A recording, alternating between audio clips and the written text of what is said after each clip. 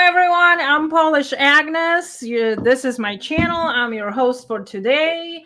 I hope you guys are going to enjoy today's podcast. We are having a very great lady who's going to tell us about new machines that Connecticut has purchased for upcoming elections so we can vote and have all the new possible technique that it's out there, so it will count our votes uh very thorough, I would say. Anne Marie, welcome to my channel. How are you? Great. Thank you for having me, Agnes. Yes, absolutely. I was so happy when James called me and he was like, "Oh, listen, I have this great lady for you. Oh my goodness, you have to talk to her. You have to. I'm giving her your phone number. You need to call her. This is going to be an extremely awesome stream, and from what I understood, this is actually going to be great because we will be talking about new machines that I had no idea Connecticut has purchased new voting machines. Like Yeah, I'm it's kind of a little lost with the whole entire topic, how the machines work, what's going on with them. I only know that I always go for regular pen. I scratch my ballot, as hard as I possibly can, and I just give it to the machine and hope for the best. as a matter of fact, So I'm glad you brought up the pen, Agnes, because I yeah. was just talking to the registrar today, and she told me, well, I know you're doing that podcast, so make sure you tell the voters that they can only use a black ink ballpoint pen on the ballots. It's the only Yeah. thing that will properly scan in these machines. No other color. It has to be black and it should be ballpoint so that it's obvious that it was a person that made that mark on there. Because Right. if you use a Sharpie, it's just putting the ink down, and that doesn't really distinguish it between this part is me, not her.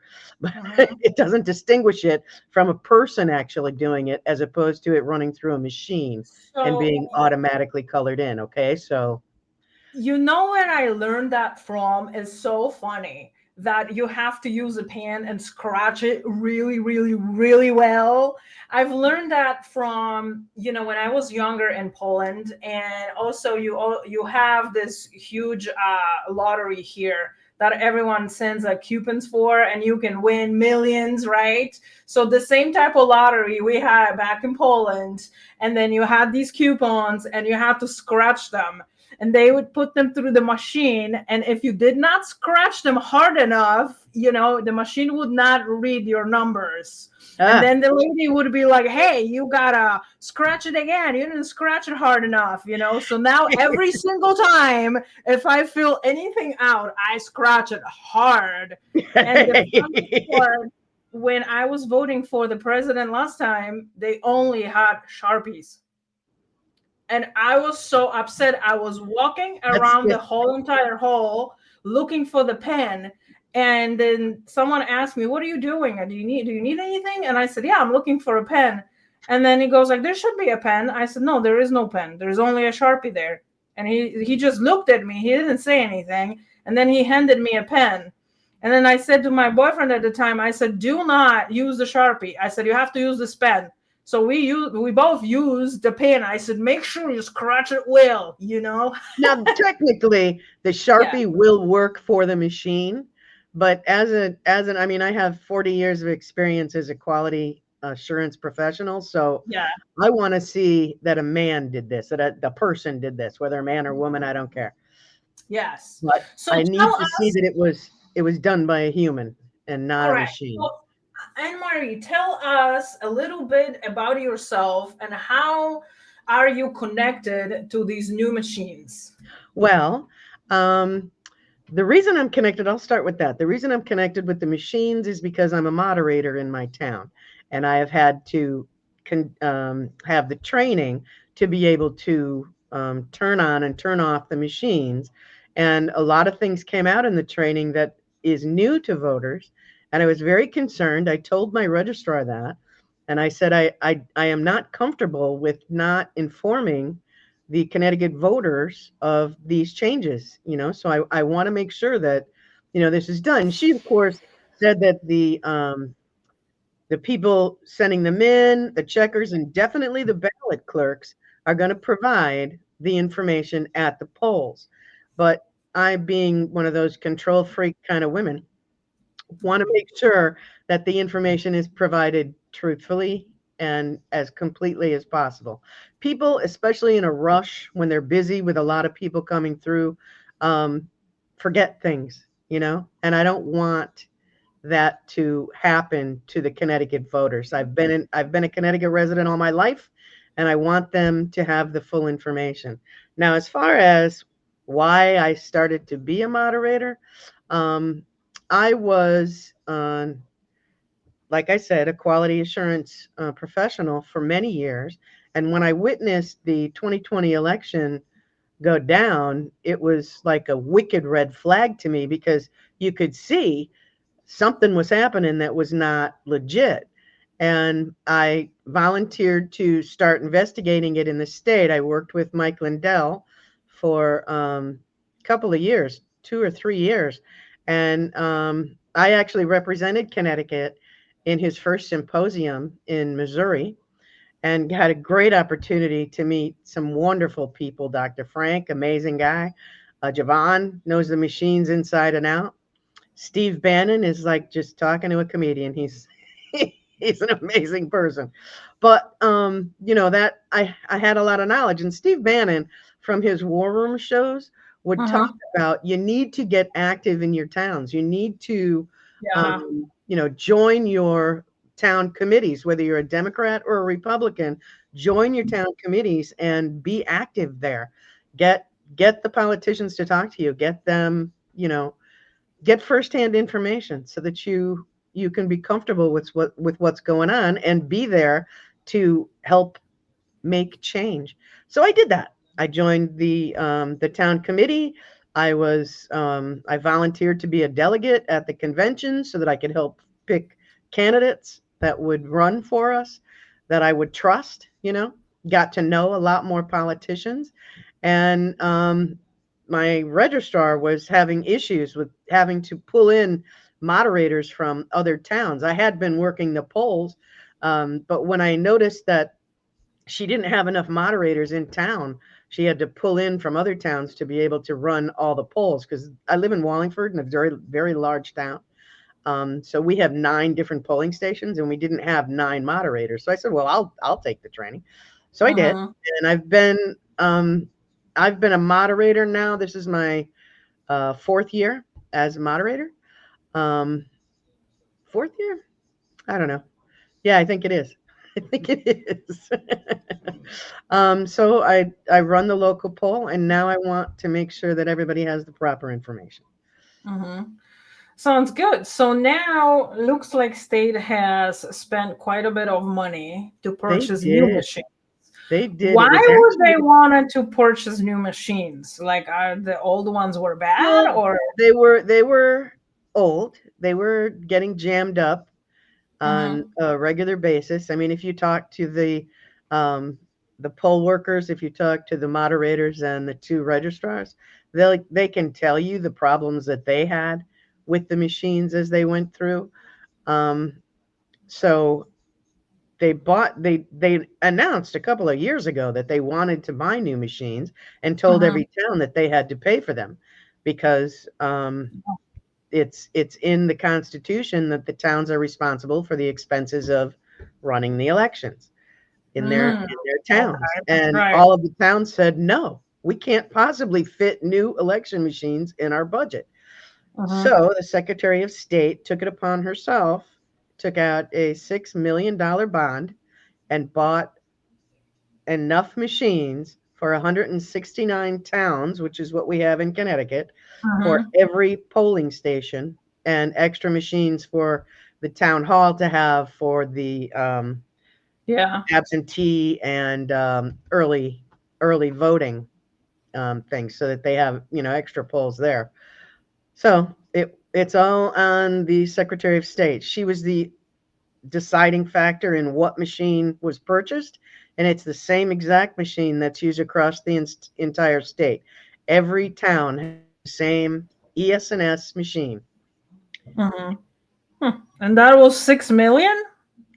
Yeah, a And let's bond. say they bought 200 machines, so that's $30,000 per machine. It looks like. Yeah, they're I not I cheap. rounded up. Yeah, I rounded up to 200 because you said 100 something, and then plus some Well, of the places. 169. I have 9. There's what, 12 machines in Wallingford alone. I only have 9 Mm-hmm. Hmm. districts, but we have to have a couple extra for, Well, and there's a handicap machine too. I think that might still be the same machine, the handicap one, but mhm. where the votes are put, the handicap one is a computer that prints out on a printer their ballot. So they take that ballot and they put it in this same ES&S machine. Mhm. But so those, which are going to be on regular paper, from a printer, we're going to know those were printed by the machine, Mm. 'cause Well, they, so then there's going to be more than 200 then. oh yeah, there's going to be significantly more than 200, So, quite a lot more. yeah, so that's going to be cheaper because I counted only 200 machines, counting basically a machine for the town and one site, but every town, There city has may be there two may be places. towns that Yeah. only have a couple of districts, but I doubt it. Yeah. I doubt it. So There's I would double this and probably would think it will be at least 600 if you wanted to place one machine for one, we put voting. it we have one machine for Yeah. about 1,500 people. So what do we have in Connecticut? About 3 million. That So, I have no clue how many is registered to vote. I have no idea even. oh, either do So I. I yeah. know when I was investigating the voter rolls, there was an extra 300,000 on the voter rolls that were, Wow. I blame that, the ERIC system for that, but Yeah. you know, they've Well, never anyway, really, they've never the really new let us go to machines are court on it. here. Yeah, the I'm new sorry, what? machines are here. The new machines are here, regardless of how much they cost.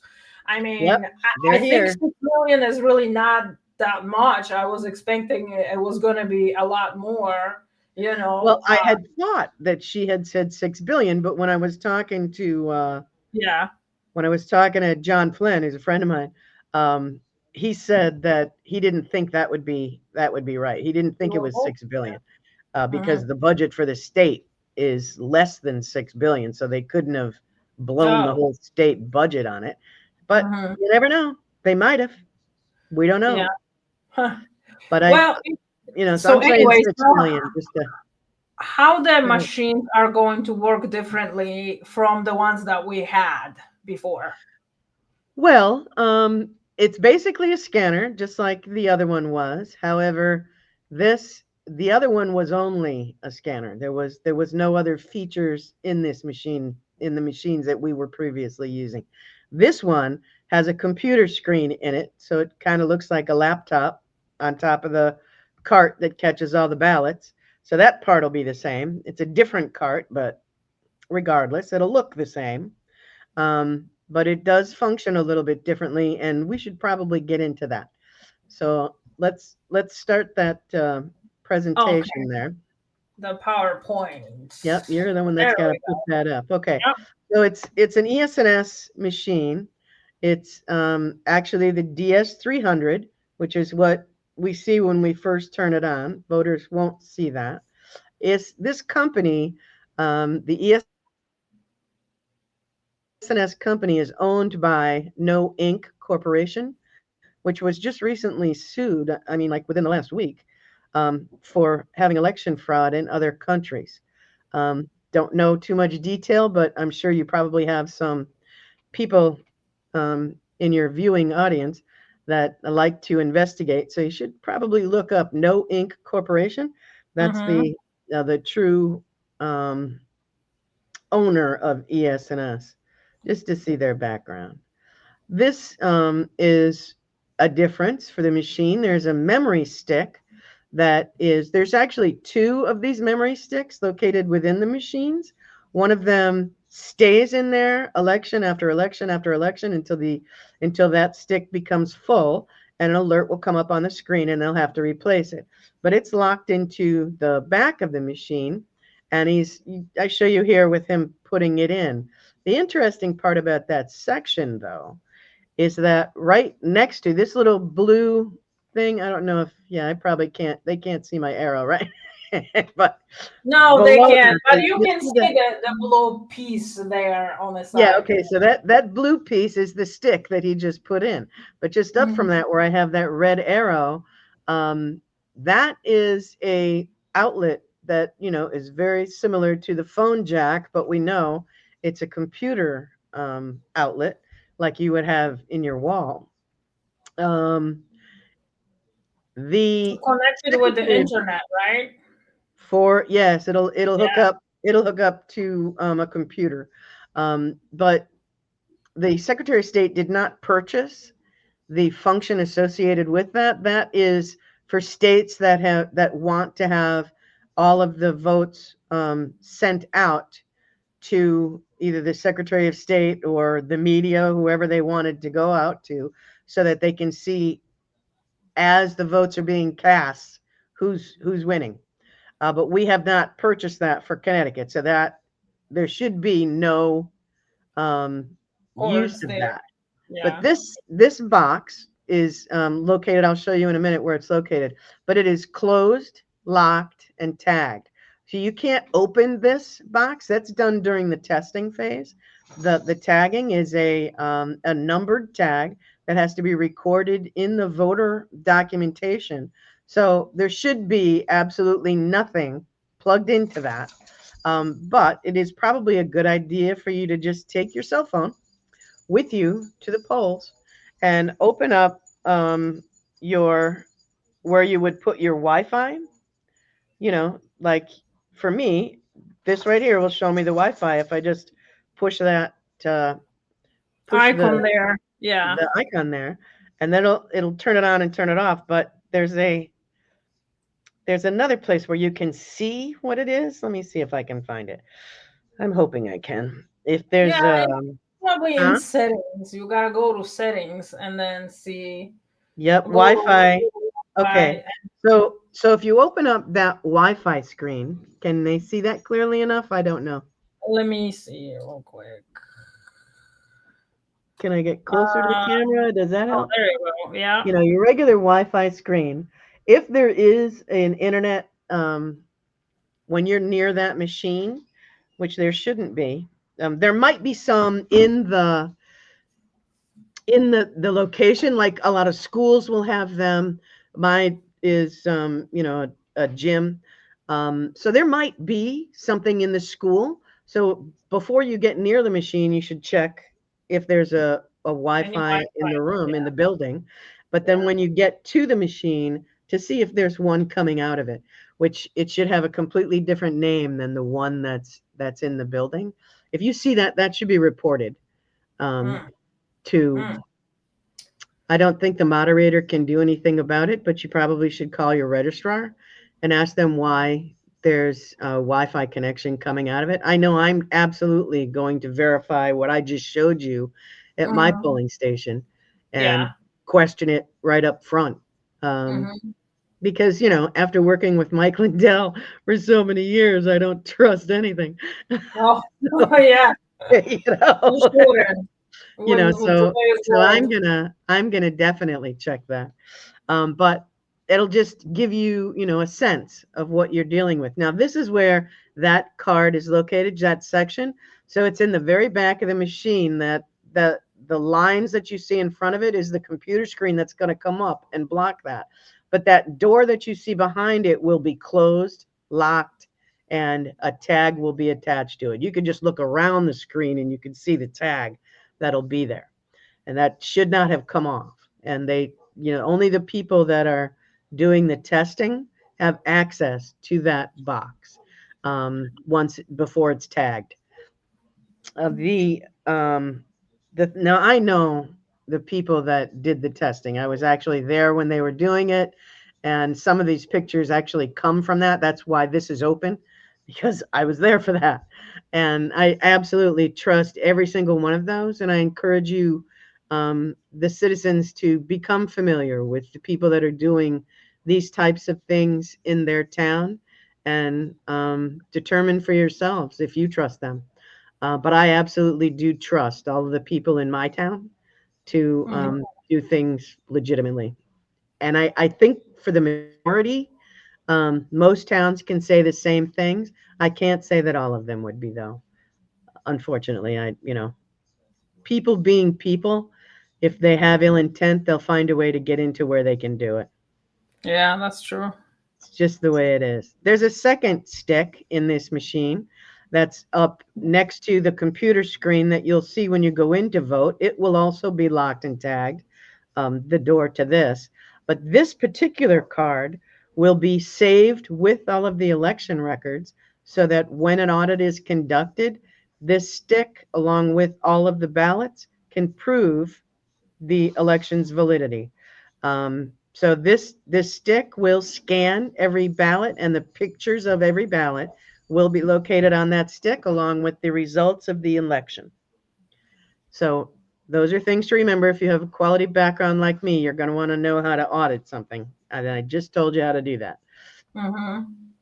This is there is a count. This is the screen, but I just wanted to show you that this machine has the public count shown, and once they complete their testing, this count goes to 0, and it will be at 0 when we open them up. The moderator open them up and turn them on for election day on the 4th.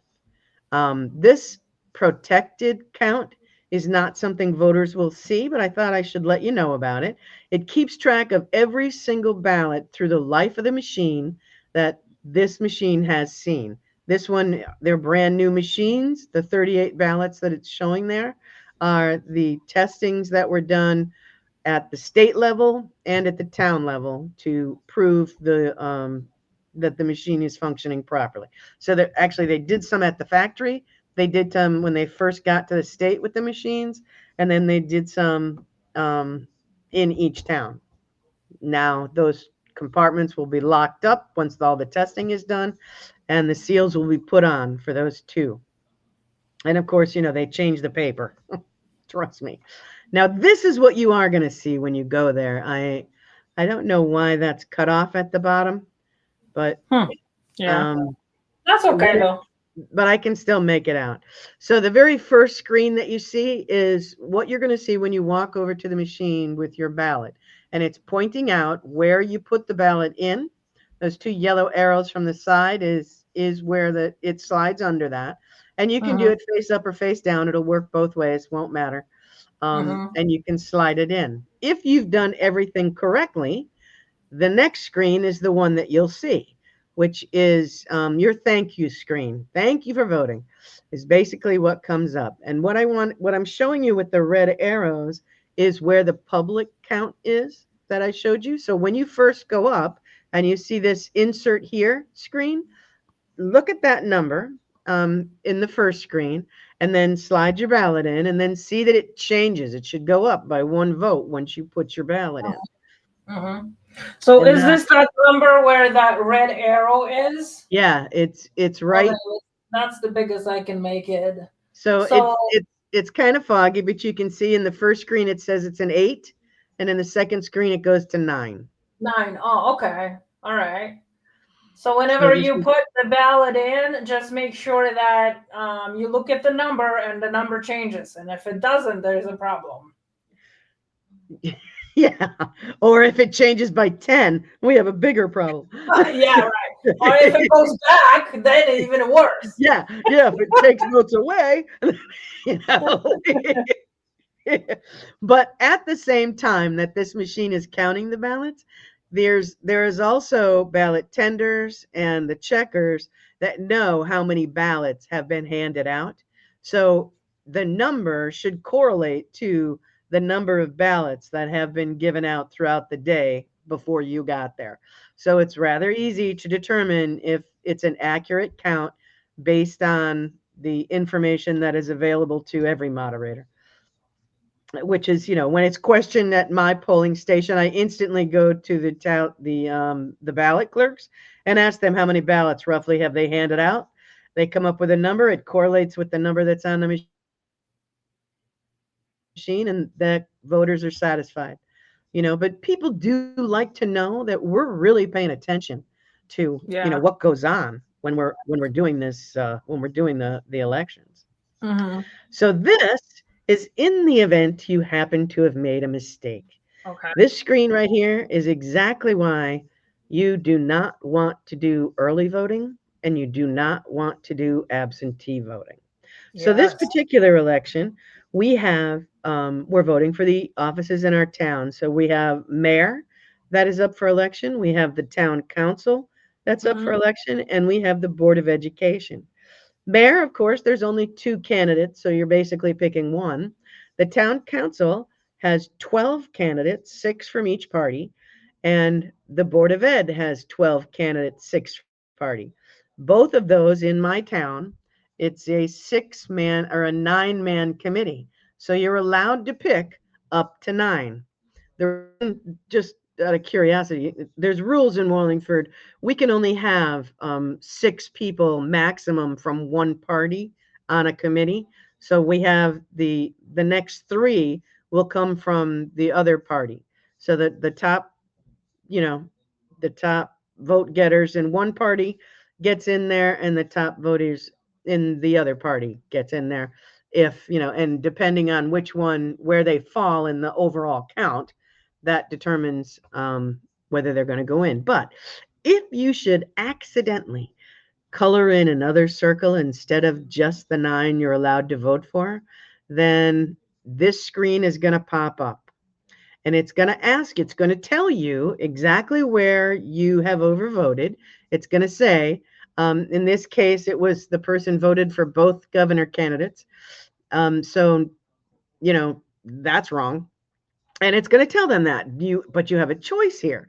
You can either decide to cast it or you can return it.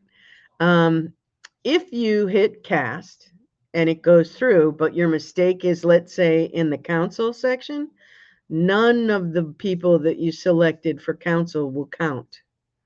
So that entire section is ignored when this goes through the machine.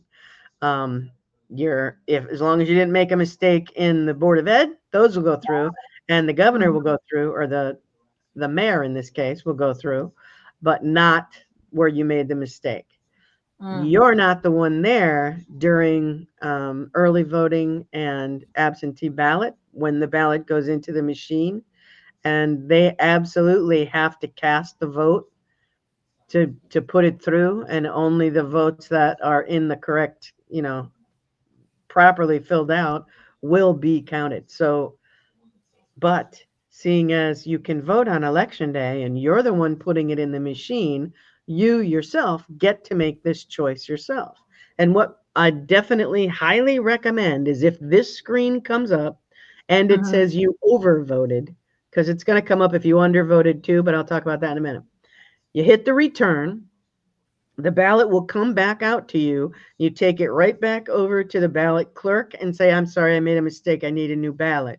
And they will void that out, give you a new ballot. You can correct it, put in the right numbers. Now, if you undervote, this screen will come up too. Let's say you only want to vote for people coming out of one party. You don't want to pick people in the other party. Fine. You don't have to. You can go up to 9, but you don't have to pick all 9. So let's say you just want to pick the 6 from your party, and that's it. That's what you put in there. Just the 6. That's what you cut. And then this screen will come up then too. And it will tell you you've undervoted. You're allowed to have 9 candidates voted, but you only picked for 6. In that case, you'll want to hit the cast button because you don't want to pick candidates, and you already know that, but it is going to tell you where your mistake was made so that you have the ability to, make an intelligent decision. And that I have a question. So yes. if I made a mistake, right? Yeah. And I scratched, let's say, someone's name twice, or whatever in a wrong column or something like this, you say go to the people that work there and tell them, hey, I made a mistake and I would like a new ballot. Yeah, Question: they will absolutely give is you that. my previous ballot with the mistake going to be shredded at the No, spot? it has to be kept as evidence, because we count all the ballots that are handed out. It's put in it's marked so that it can never be used in an election. What they do is they actually put black magic marker over the barcode. There's a barcode that surrounds the entire ballot, which I can show you Uh-huh. So in how the. do we know that No, someone I is can't. just not going to cast these ballots in later on? The reason is because see the outline in this ballot image right here. See the outline around the there's like a whole square of dots. Those are crossed off by the ballot clerk when they scrap a ballot. They have to cross those off so that the machine will not accept it anymore. And all of these ballots must be cast through the machine. They're not counted any other way. There is no hand count in Connecticut. Although personally, I'm Yeah, in favor of yeah. that. But I'm just curious, how actually is this going to prevent from someone going behind your back, and putting, let's say, 10 ballots that had a mistake, let's say, still in, but you just said that, they got to scratch something and machine is not going to, they do. We actually, it's a very good question. I'm actually really glad that you asked this, because in addition to this, at the end of the day, as the moderator, I'm responsible for the count of the Mhm. votes. Oh, I okay. have to get the number from the ballot clerk. I have to know exactly how many ballots they gave out, how many were scrapped, and how many were used to run through the machine. And I have to verify that to this public count that I showed to you and all of my documents. And at the same time, I have the checkers. The checkers are crossing off every name of every voter. And they're giving me the count of people that came through. So I have 3 points of reference. I have the checkers counting all the voters as they come in, as they're marking them off. They're keeping track of how many people come through. I have the ballot tenders who are knowing exactly how many ballots they started with, how many they have left, and how many they've handed out. They're keeping track of that as the day goes along. Mhm. And so, and all of my numbers have to equal the same, or I get in trouble. I have to Okay. have, As yeah, long as someone has, a hand on this and they count them and they keep track, yes, and they're responsible with the ballots, because when we we spoke on the phone absolutely first do. time, I told you on the phone that, I had two kind of accidents, you can call it, where I went and voted early when I went to, and my viewers know, I went to Convoy of Honor, and that was for veterans. So it was a whole entire week. And then, so I had to basically go and vote early.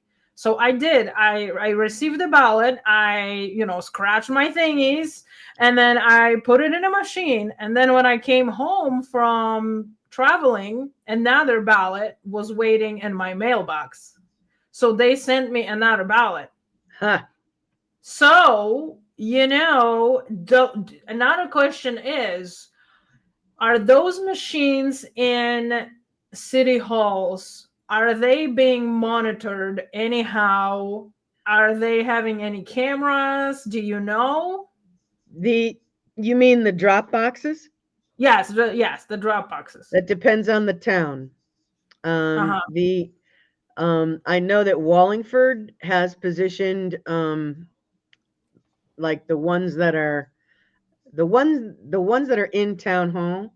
It's in a hallway, a public hallway there. I Yes. doubt that there's Yeah. a camera there. I know that there is at the one that's at the senior center here. There's a camera that absolutely has the ballot box videotaped. And in the other places, like if it's near the street, people have ring cameras on their houses, which can see those ballot boxes, and so records can be acquired. And there's, of course, street cameras. Every intersection in Connecticut has street cameras. Yeah, but So if it's near an feel intersection, I feel like they're not being, like you go to ATM, and ATM, literally every single one of them have camera installed, in the machine, when it does recognizes your face and it's kind of up close to yeah, you. So it's yeah, not like you can say that was not you. yep, And I believe machines also should have that option where it would literally prevent me. And obviously, I didn't go and vote twice. I actually had a whole entire stream that I have in my hidden videos, because I put all my videos on private. When I show everyone that I received the ballot, I show them the ballot, how it looked like, and everything else.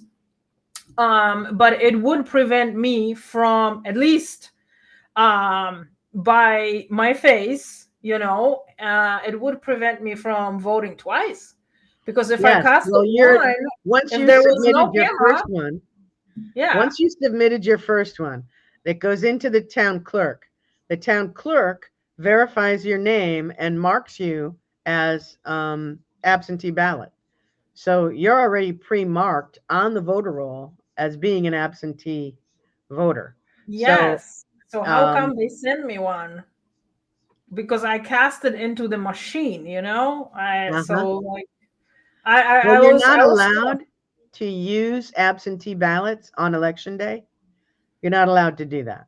Um, the ballots that are given by the ballot clerks at the polling station are allowed Mhm. to be used in the on election day. They're different. The ballots are slightly different. Um, so it just it just can't happen. You're so on the list that the checkers verify. There's Mhm. three different indicators on there. There's there's an indicator if you're an absentee ballot. There's an A there. If you're an early voter, there's an E there. And if you registered to vote online or at DMV, there's a star, an asterisk in front of your name. You must show, if you have the asterisk in front of your name, you must present the checker with picture ID and two forms of ID. So one of them has to be a picture ID, and the other one can be mail.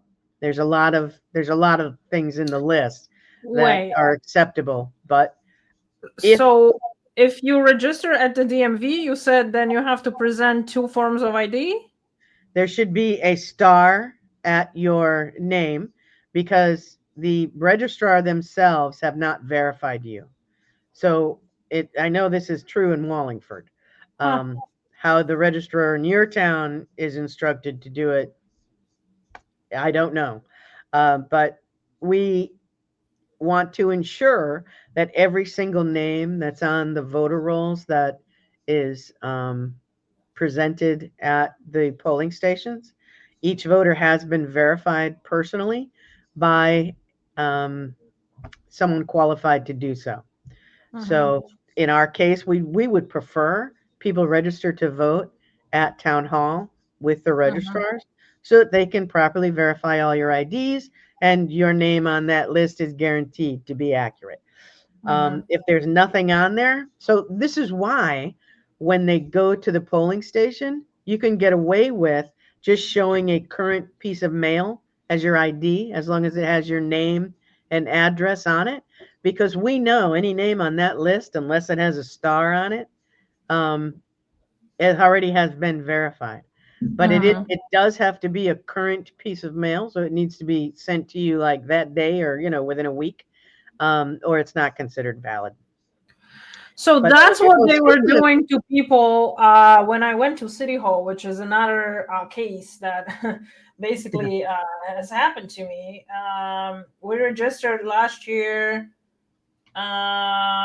in the DMV, um, for my boyfriend, who I was like, "You're definitely going to vote, and you need to be signed with me," you know. So that was the presidential election. So his driving license needed to be renewed, and because he's had CDL, so we had to go, you know, physically to the DMV. So we changed the address, had the, you know, obviously mail with us. And the lady was like, "Do you want to register right away to vote on this address?" I was like, "Yes, yes, yes, please, please."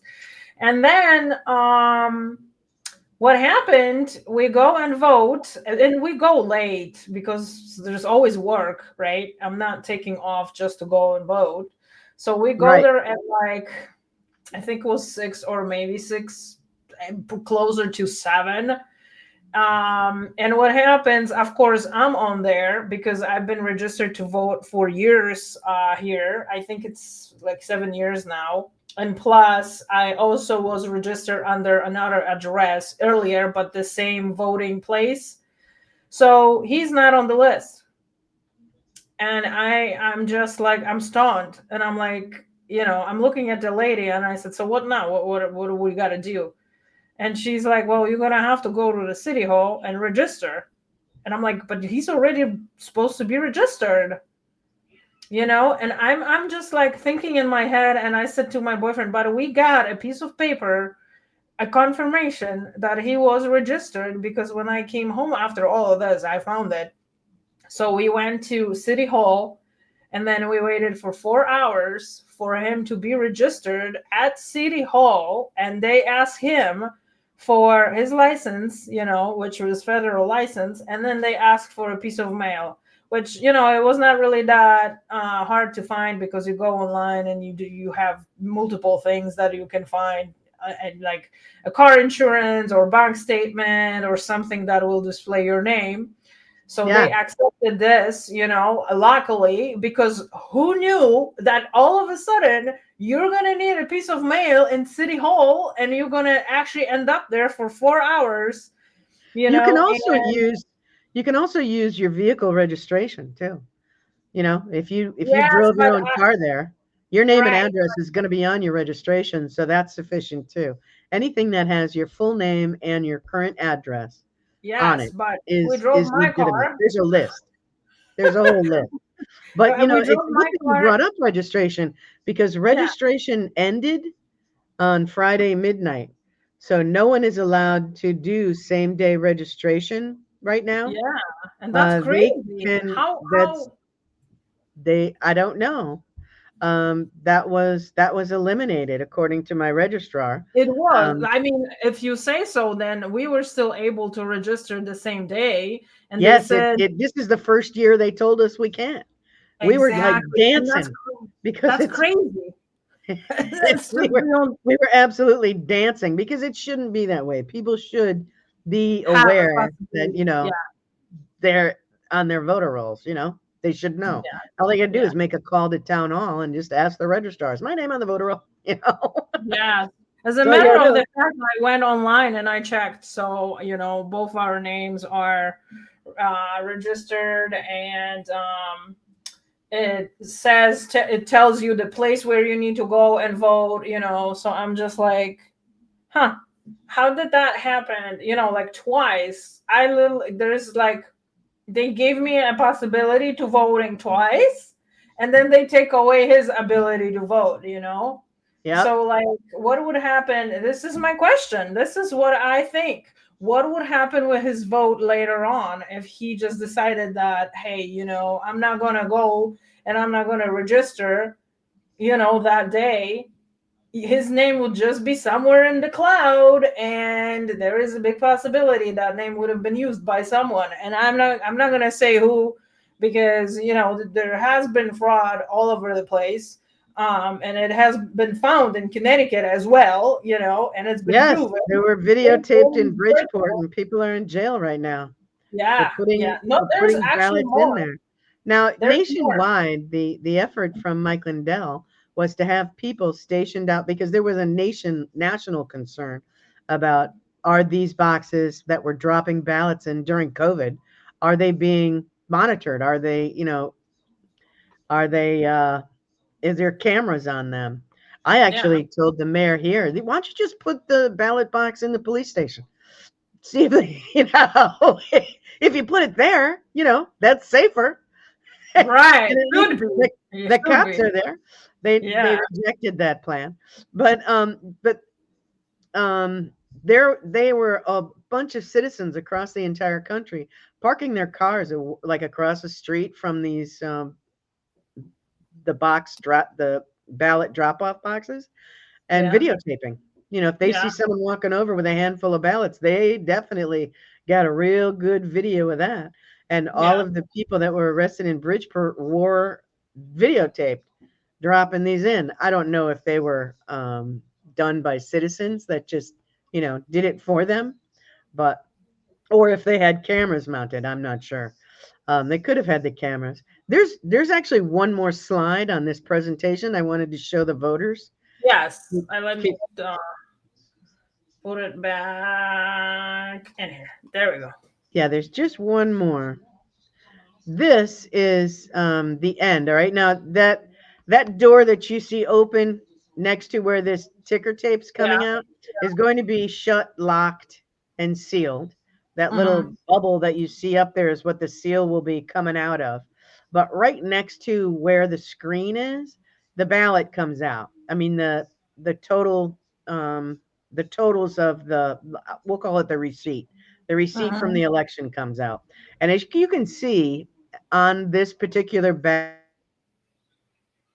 ballot, there's names written in here. This is actually images from the ballot of anyone that did a handwritten vote. They cast, someone that's not on the ballot that they want in that office.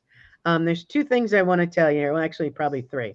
Number one, the box that you have to write this name in is rather small.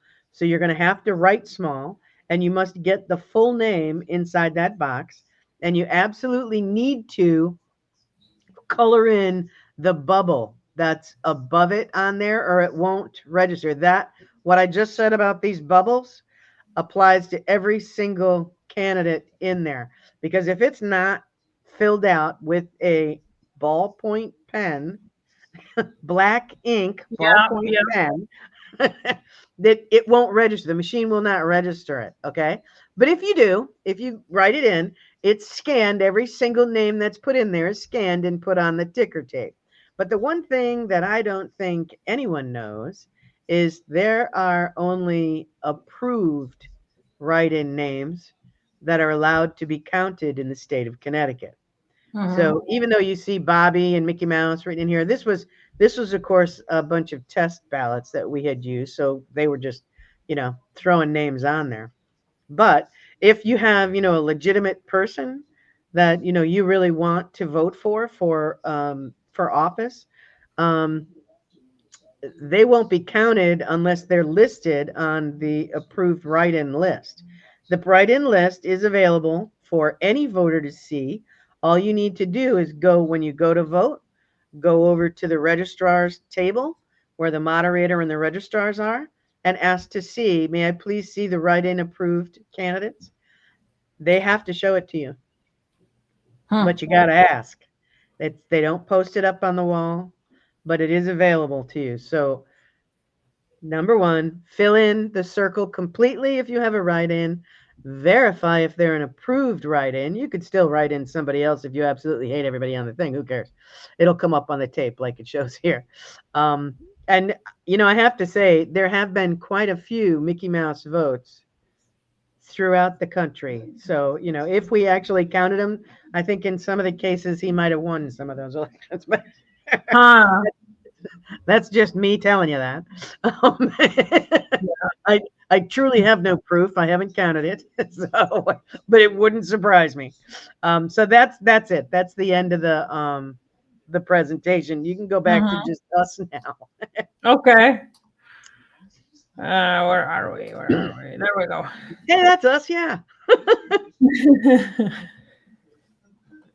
So, is there anything else you'd like to talk about? So is there anything else I need to tell you? Did I forget anything? I don't think so. You have explained how do they that they're going to work differently from the current ones, that you can retrieve your ballot if you make a mistake. And you definitely should do that and go and ask for a new ballot, because every vote counts. Every vote counts. And I am definitely on the Republican side of the world. And I encourage everybody to register to vote. And if you did not register, you need to go and register to vote anywhere in the United States you need to register to vote to be able to go and vote. And make sure you go and vote in person on the day of election, Oh, there because is. I just remembered something I forgot to tell you yeah, guys.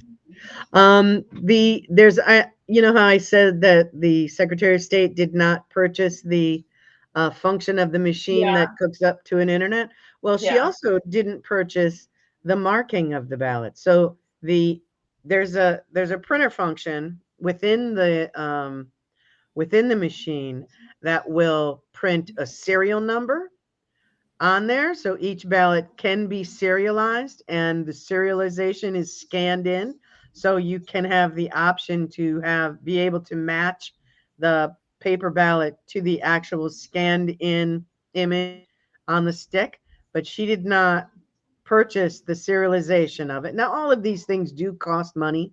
So I'm Mhm. sure that the decision was based on saving the money, but Yeah, it would help an audit to actually have each of those ballots serialized. yeah. It does So not do identify the voter. It doesn't infringe upon Mhm. that rule in any way. And it also has the ability to put pink dots on the back of the ballot that alerts us, the poll workers, to those are the ballots that have signatures, write in candidates on there, so that we can sort those out and verify them to the tape that I just showed you. But those are the Mhm. two features that she did not purchase. So there Mhm. is no inking of the ballots in Connecticut, which I guess would be a safety thing. So there isn't ink in there to be able to mark in candidate names if you left a block they wanted colored in, not colored in. So they can't do that to your ballot. Um, but if they did, you using a ballpoint pen would absolutely make it quite obvious that it was a machine dot and not a person's dot filled Mhm. in.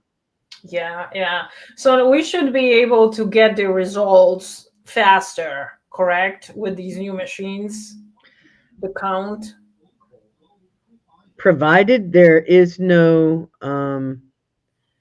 funny business, Mhm. um, and the ballots are being scanned all day in two separate rooms at every town hall. One, I mean the absentee ballots have a moderator team in one room doing all the absentee ballots. The early election team is in another room doing all of the early voting people's ballots. So Mhm. it should be able to be done within the same amount of time, but I guess it would depend on how many people participate in early voting and absentee ballots. I don't want any of you to. So if you're looking for really good advice, which I always give because I know this, I don't give advice on things I don't know about unless it's really funny, then I might. But in this case, I'm telling you the truth. Don't vote early unless you absolutely have to. Don't do absentee ballots unless you absolutely have to. And if you do, pay attention to the count that you're doing. Do not overcount. If you do, call up your registrar and have them give you a new replacement ballot before you send it in, before or if you're doing early voting, you go right back over to where you got the ballot the first time and admit, I made a mistake. I need to get a new ballot. Okay, they'll give you one. They don't, nobody's going to argue with you about it. No one, because everybody working those polls is on your side. Every one of us. At least I know at mine, or I'd fire them, and Mhm. I have that power. Yeah, so I actually just punched in Google new voting machines in Connecticut, and I found an article from November 6, 2024. And it says voters in 9 Connecticut towns used brand new voting tabulators on Tuesday as part of the state's efforts to upgrade its aging election equipment. And here's the thing: funds from a 25 million bond helped officials purchase nearly 2,700 paper-based tabulators from vendor election systems and software. The new machines ES&S. are the state's first equipment upgrade in nearly 20 years, according to the Secretary of the State's office. So 9 towns received 2,700 machines? No, 9 towns received the initial purchase, which may very well have included the features I told you the Secretary of State did not, you know, what I told you here about not purchasing the outward cable, not Yeah. purchasing the ink marking of the machines. Those might have already been included in the test machines that were provided by ES&S for their trial run. So they may have had that. But in the meantime, she has purchased the machines for the rest of the state, which don't.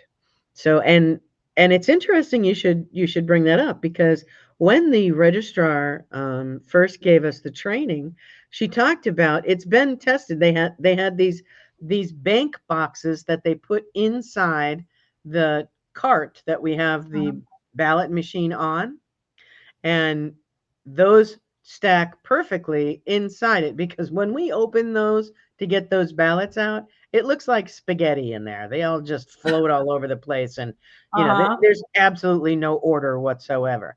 But she assured us that this was taking the ballot directly as it exits the scanner Uh-huh. and stacking it neatly. Well, that definitely was not the case when they were doing the testing. So I question Yeah. the representative from ES&S was there when all this testing was taking place. So I asked him, why isn't there a box in there catching all of these? And he looked at me and he said, well, the Secretary of State didn't buy those. That's an extra $400 per machine. So Wow. Yeah. That's a lot for just a box. so huh? That's a lot for just a box to sit there. Yes. Well, it's one that connects right up to the top, and it provides a chute for the ballots to come down and lay evenly. So it gives them a whole guide for it.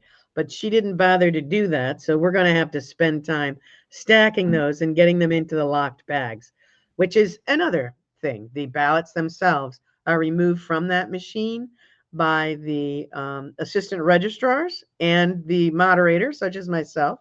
We all have to be present for this aspect. So there's 3 of us, one, and there's all parties in the town are represented in the 3 of us. And we stack them neatly, place them into this bag, lock it, and it all fits in one bag, because each polling station only has 1,500 voters in my town. I don't know how your towns are set up, but that's how ours are. So we have to lock these up, put them in there, record the tag number that's on that locked bag, and then lock it into this big metal rolling cabinet that's then brought back to town hall and locked in the clerk's safe. So ballots do not, they're not, no one can mess around with the ballots. Right. Once they've been used in an election, they are a permanent record of the election. So it looks like the biggest frauds are usually with absentee ballots. It doesn't really happen. The biggest potential for fraud, I would say, is the absentees. Yeah. What I found online that has already been discovered and people were sentenced, there is quite a few actually, which I didn't even know that there was that many that have. Nationwide, you mean? Huh? Nationwide? No, I'm just talking about Connecticut right now. Just Connecticut. And Yeah, there's plenty. So I'm gonna bring this up, and I read this yesterday, and basically the most manipulation, let's call that, is with the absentee ballots, and also people who are possessing the ballots that are not supposed to have them, and also their registrations, just like what happened to me, they're also screwing with that. They're putting you as a different party, and or not registering you at all. So actually people went to they were sentenced, they were charged with screwing with that. Yeah. And so the first one that comes up, it's Bridgeport, Connecticut, and that's 2019 mayoral primary absentee ballot case, and it is an absentee. So just like I said, and in the 2019 Democratic mayoral primary in Bridgeport, Joe Ganim, I don't Gannon, know, yeah. The yes, one that uh, went to prison yeah, and narrowly came out of defeated. prison and got elected. He went to prison for fraudulent things he was doing while the mayor. He Yeah, was, so that's one thing, but he might have won, and it says here actually that he might have won he this. did win. He did uh, win. He's the current mayor of yeah, but Bridgeport. because they cheated, with the absentee ballot. But they So don't negate the election. That's the yes, biggest I problem. know. Right. So subsequently, for four individuals, including City Council member Alfredo Castillo, Democratic Town Committee official Wanda Getter Pataki, and two campaign workers, one of whom was Josephine Edmonds, were arrested and charged with election fraud linked to absentee ballots, unlawful possession of ballots, being present while voters fill them out, misrepresenting eligibility, etc. Josephine pleaded guilty in July 25, and that's from 2019, and she just pleaded guilty, or either or had a plea deal accepted to several of these charges. So it was big, and what it matters, it shows that absentee ballots are a recurring area of it's like vulnerable thing. It's It collection, is the biggest potential for eligibility, fraud. Yeah. yeah, handling, and what else it says here. The case triggered investigations and raised questions about whether the margin of victory was influenced by mishandling of absentee ballots. So they didn't recall, and they didn't decide to have a second election, But I think whenever that happens, that basically that will also screw you, because a lot of people don't want to go again, just because they already did it and they're like, oh my God, I gotta go again. So I feel like a lot of them are just not gonna go and vote again. I guess that we need to take ownership of our government. The reason we're in the situation we are is the citizens don't understand the importance of their position within the ranking of the government. The original Constitution made it quite clear that all politicians work for we the people. We Yes. do not work for them.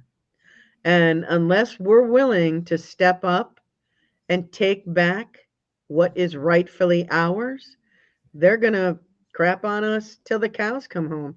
There's an Mhm. organization out there right now called the Republic for the United States of America Mhm. that is doing just that. They are creating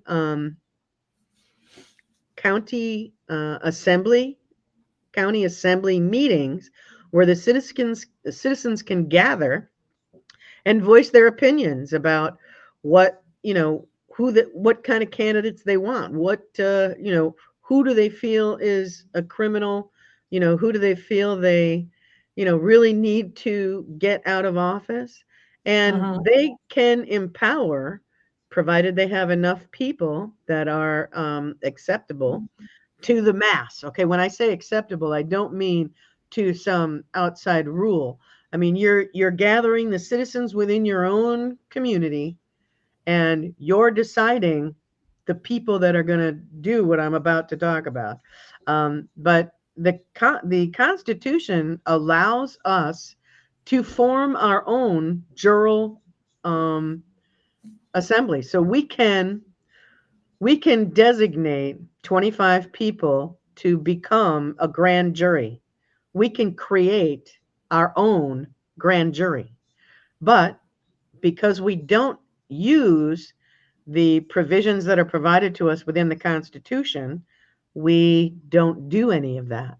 But we do have the power to do that. And as a matter of fact, if anyone is interested in what I'm talking about, you can go to the website, which I don't have my paperwork with me, do I? Mm-hmm. Probably not. Probably not. But I think it's Republic for the United States of America. They have two websites. One is Republic for USA, and one is Republic for the United States of America. Go to those websites, tell them you're interested. They can connect you to the organizations that are taking place in your state, in your county, because there is people there actually working on it right now, and they will hook you up with it. And they can give you all the information that you need, but you need to take action. If we do nothing, if we do absolutely nothing, they're going Yeah. to continue to walk all over us. We need to understand that it's up to us to take the power that we already have and use it properly. They can teach you how to do that. So I highly recommend that you consider that. And I'm talking to not just you, Agnes, but every Mhm. single person out there that's watching this, because Yes. it is truly key that we understand. President Trump is going up there and he's standing up for every single one of us. But are we really demonstrating that we're standing with him, that Yeah. we actually have his back? Not if we don't form our republic, grab our republic back. Because all of them, all the Democrats are saying they're fighting to keep our democracy. I'm sorry, read the Constitution. It tells you you live in a republic. You do not live in a democracy. The difference is democracy is crowd rules. So the reason we have the Electoral College is to prevent mob rule, so Yeah. that all of the cities don't decide, well, we want all of this, because that's exactly what will happen if we don't take it back. If they eliminate the Electoral College, then when they go to run for office, they only need to go to like 5-10 cities in the entire country to be able to have enough votes to win the election, because it'll just be based on head count. And that's not the deal. Every single state has power. Every single person has power. Yes, you're absolutely right about that. And, speaking of Democrats, it's just so funny because all the information about the fraud that I was talking about earlier comes from the Democratic Party. Literally every single one of them. The Bridgeport case we talked about, 2019 mayoral primary absentee ballot case, that led Democrat win. Then there is another one also in Bridgeport, and Bridgeport is highly democratic and pretty big city where they kind of rule sort of Connecticut with their voting and stuff. And there's another one, 2023 mayoral primary absentee ballot investigation again. And this time around, I think they have called it again. So let me just see it here real quick. Again, the same guy, between Joe and challenger John Gomes. Absentee ballots pushed Ghanem ahead, although Gomes was ahead in the in-person votes. So video surveillance showed a person identified as Wanda Getter Pataki depositing multiple absentee ballots into a drop box, raising suspicions of ballot box stuffing. As a result, a Connecticut judge ordered a new primary for that Democratic nomination. On February 21st, 2025, the state's chief state's attorney announced criminal charges for 5 people connected to the absentee ballot handling in that election. Like, for God's sakes. And there is another lady, Cristina Ayala, voter fraud in state house race. Well, that was a minute ago because it was 2014. But what happened? Christina, who served as a Connecticut state representative, 128th district from January 2013 to January 2015, was arrested on September 2014 for multiple counts of voter fraud. 8 counts of fraudulent voting, 10 counts of primary or enrollment violations, and 1 count of tampering with or fabricating physical evidence. She pleaded guilty to state election law violations, received a 1-year suspended prison term, and 2 years of conditional discharge. Not enough, in my opinion. Another one, John Malozzi, Stamford. Okay, Stamford, huge Democratic city, huge, very close to New York. Absentee ballot fraud case 2015. What happened? John, former chair of the Democratic City Committee in Stamford, was found guilty in 2022, which is taking them forever, of 14 counts of second-degree forgery and 14 counts of false statements in absentee ballots. These charges stemmed from the 2015 municipal election in Stamford. The Connecticut court upheld Malozzi's conviction in June 2024. Again, absentee ballots. And then what else? Okay, so far that will be it for Connecticut, but you can clearly see those things are happening. Yes. And Yes. absentee ballots, registration fraud, changing affiliations, forging signatures, manipulating drop boxes, like the stuffing that they call it. The list goes on.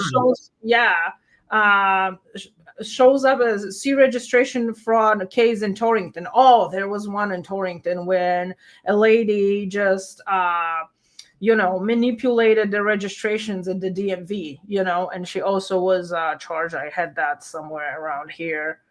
But it happens, and we have to be kind of aware that these things are happening, and that we make sure that we do everything possible and we have our eyes open, ears open, look around, make sure that we have our pins ready, not the Sharpies that, someone may just come up to you and tell you.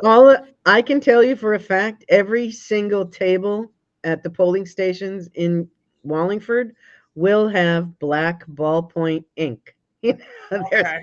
Right. I guarantee you, ours will be using ballpoint ink. Other towns, it's up to them. Strange things happen in Connecticut. When I was doing the election investigations under Mike Lindell, the team that we had a team, a data team, and a thing. I was in the audit team, so we were going, just walking around verifying the records for the voter rolls, because in what they do, the state of Connecticut has the list electronically of every voter. And in that list is when they voted. So, and the way that they voted. So it says right on there, you voted at the last 5 elections, you voted in person every single time. And we would just go and ask people, all they want to know is this accurate? Just because we have the sheet right here that says, it says that we're, and we're going to provide this information to the registrars. If they're interested, we'll give it to them. It says, right here, is this true? Did you vote in person at all of these times? So that was the job that I did. But my data team collected voting, election data from every single town in the state, and then verified it to the overall state election. And when they went to one town in particular, I'm not going to say what town that was because there was no court trial, so I don't want to. Yeah, yeah, of course. All right. We don't So, know but I for will sure. say is they went to one town and they had evidence that the Secretary of State forced them to change their town moderator report 6 times.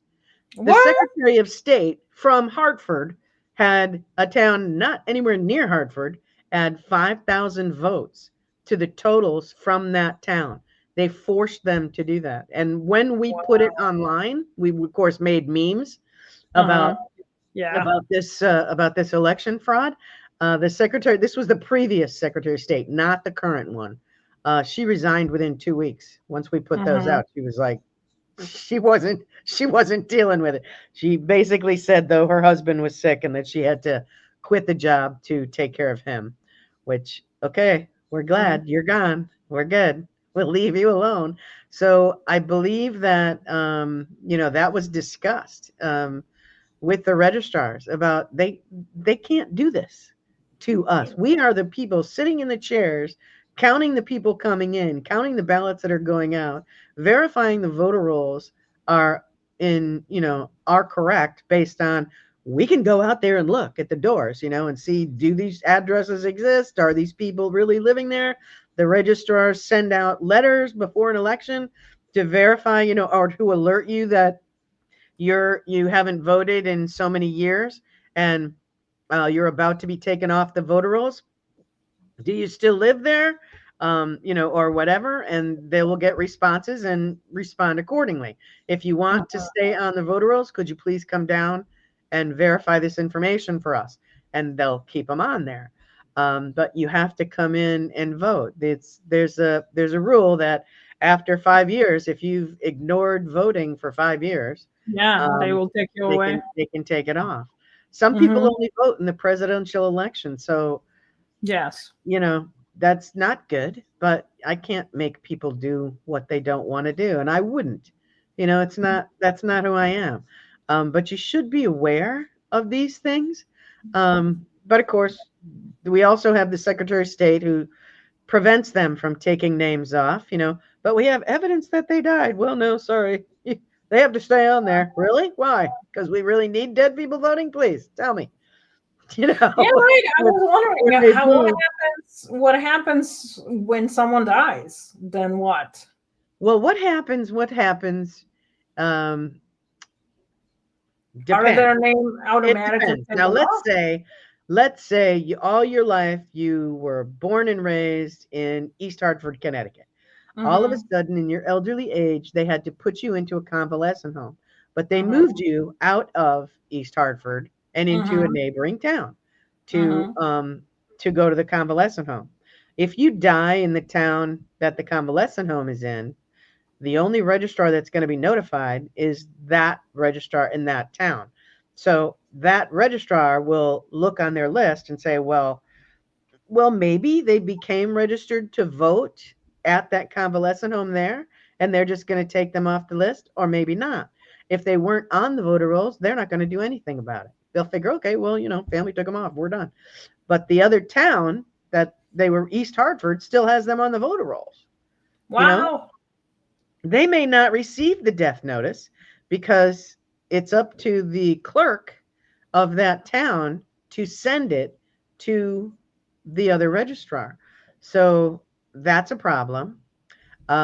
If you die in your own town, an alert is sent to your town clerk, and they ensure that your name comes off the voter rolls. That's all death notices are sent to town clerks at the deceased town of record.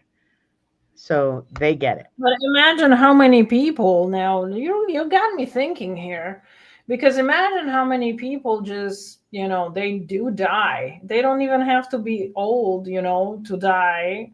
And they move. Naturally, because people die from natural causes, obviously. Yeah. But what about all the accidents that happen or anything else, basically? So they will take you, let's say, to the hospital. They will pronounce you dead in that hospital.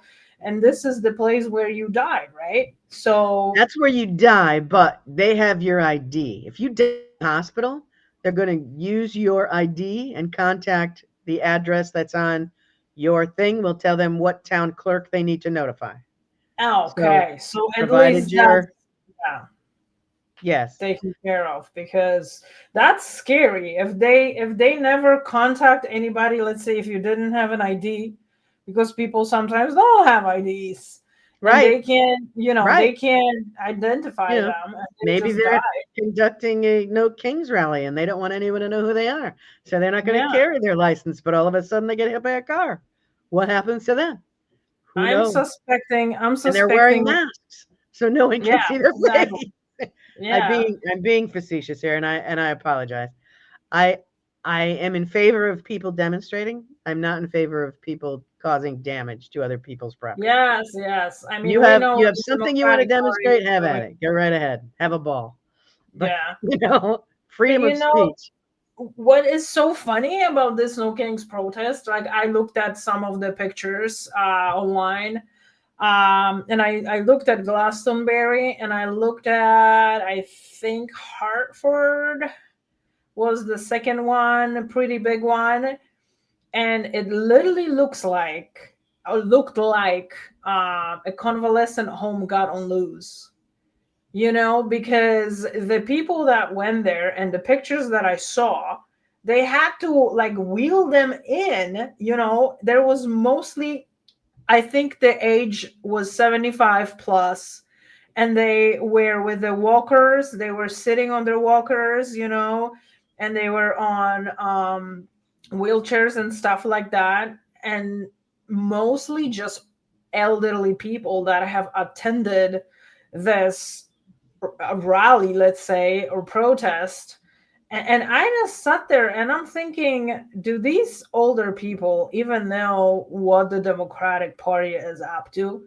Because this is not like Democrats 30 years ago, you Yeah, know? these are the And people that were Democrats under John F. Kennedy, which was a completely yes, different Democratic Party than it is completely, today. completely different. Yeah. And then you know what the problem is? I'm thinking, like, do you guys really know what is going on with Democrats? I'm And they like, also trust the media. They trust yeah, mainstream media to tell them the truth. They learned about media from Walter Cronkite, who was yeah. always so honest and upfront, and you believed everything that came out of his mouth. Wasn't There was no necessarily younger true that he people. always And said the truth, though.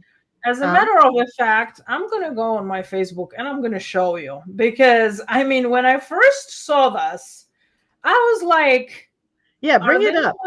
Bring up I the image of that, because they were actually just talking about that on Fox, about how it's only an older generation that's doing this.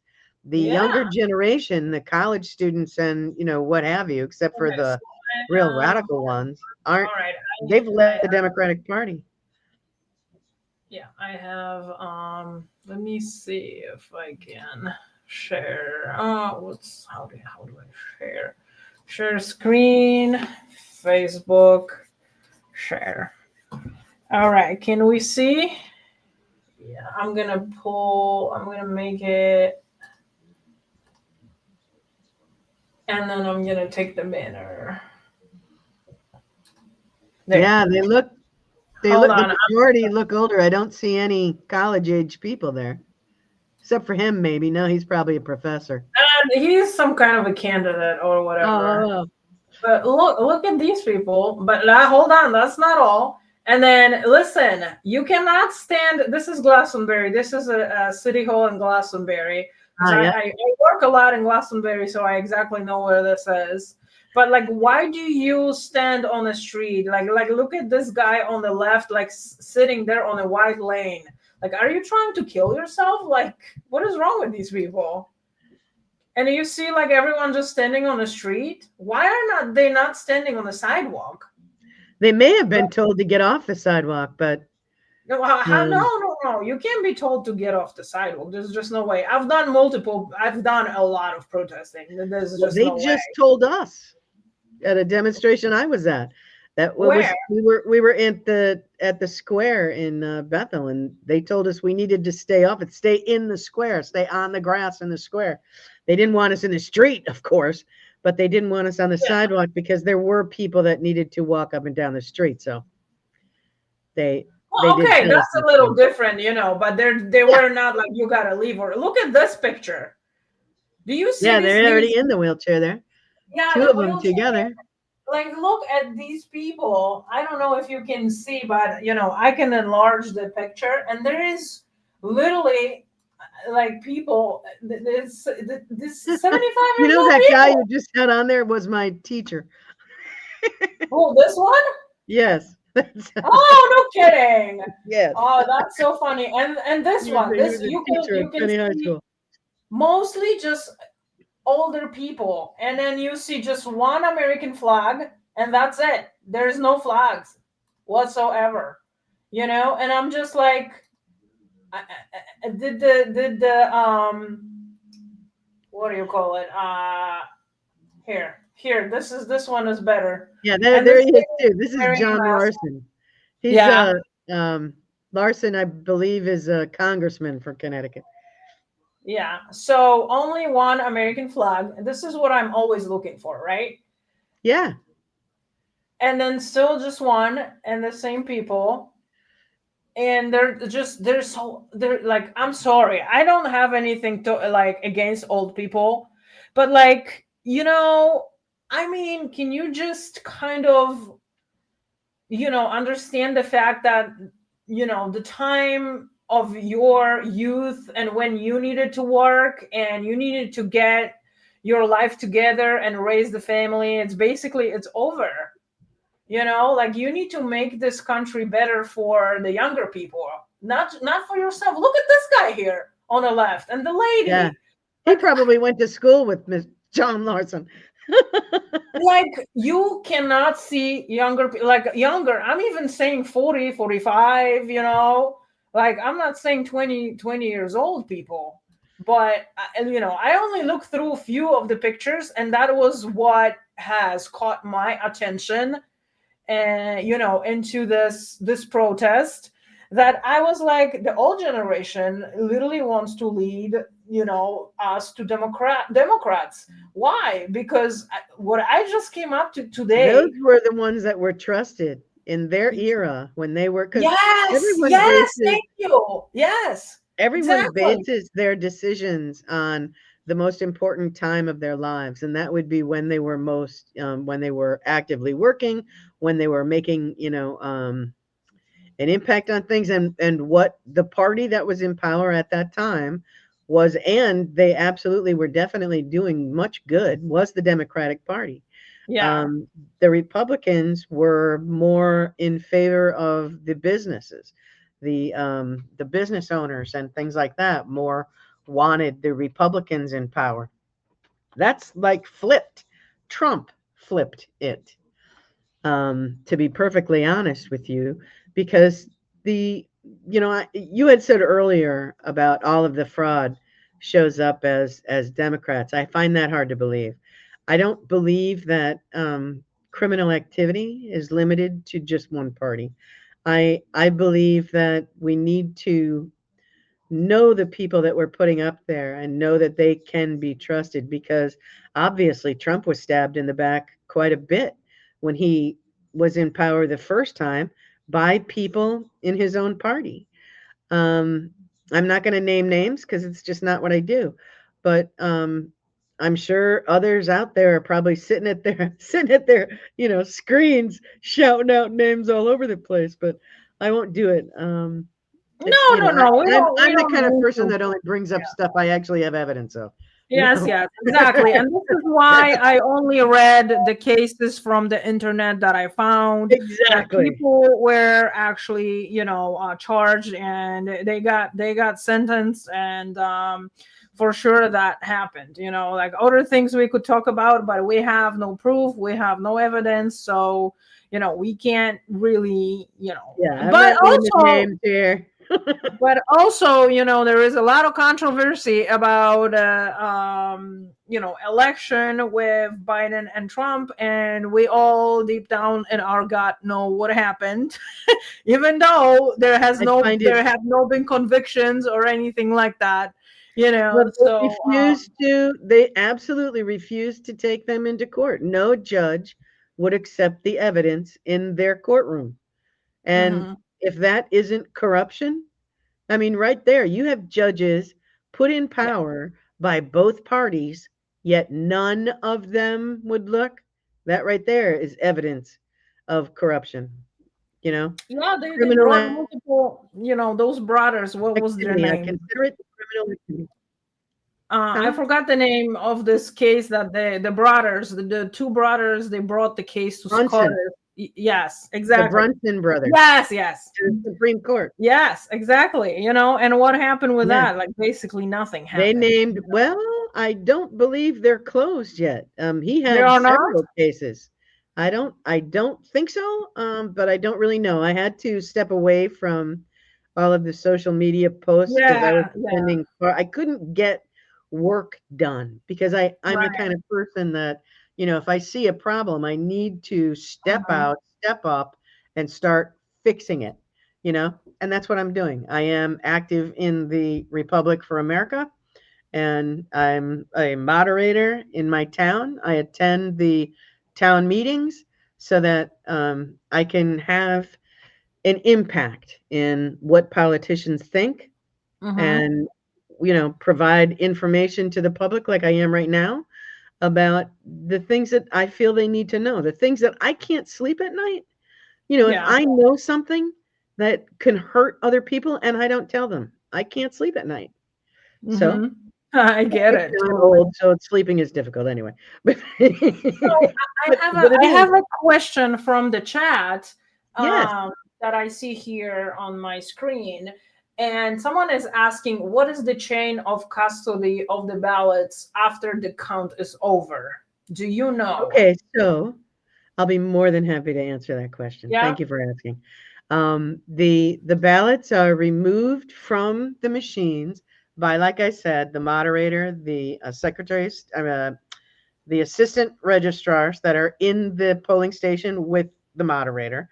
They work together to put them in this locked bag. That bag is then placed into a metal lock cart, which is collected by the town workers and brought to the town clerk and locked in the town clerk's safe. That stays there until there has been no challenges to the elections or in case, anything has to happen. And then she is the town clerk is responsible for all, the town clerk along with the registrar is responsible for the safety of those ballots, but the registrar must know where the ballots are located. So they have, I'm sure there's a limit to how long they have to keep the ballots for. I don't know what that period of time is, but your registrar will know. They're the ones you should really ask this question to, but this is my understanding of it. So, and that's from having to collect data. Whenever we would have to go to collect data for the data team, we would always talk to the registrars, and they would send us to the town clerks who has the possession of them. But it's the registrars that knows exactly where they were placed in the safe locations. But they're in your town. They're controlled by both the town clerk and the registrars, and every town has two elected registrars, one for each party that's dominant. So you should have one Democrat and one Republican, unless you happen to live in a town that has an independent. There's more registered independents. I don't know if they actually have one, but anyway, you're going to have at least two different parties represented in the registrar Mhm. at all times.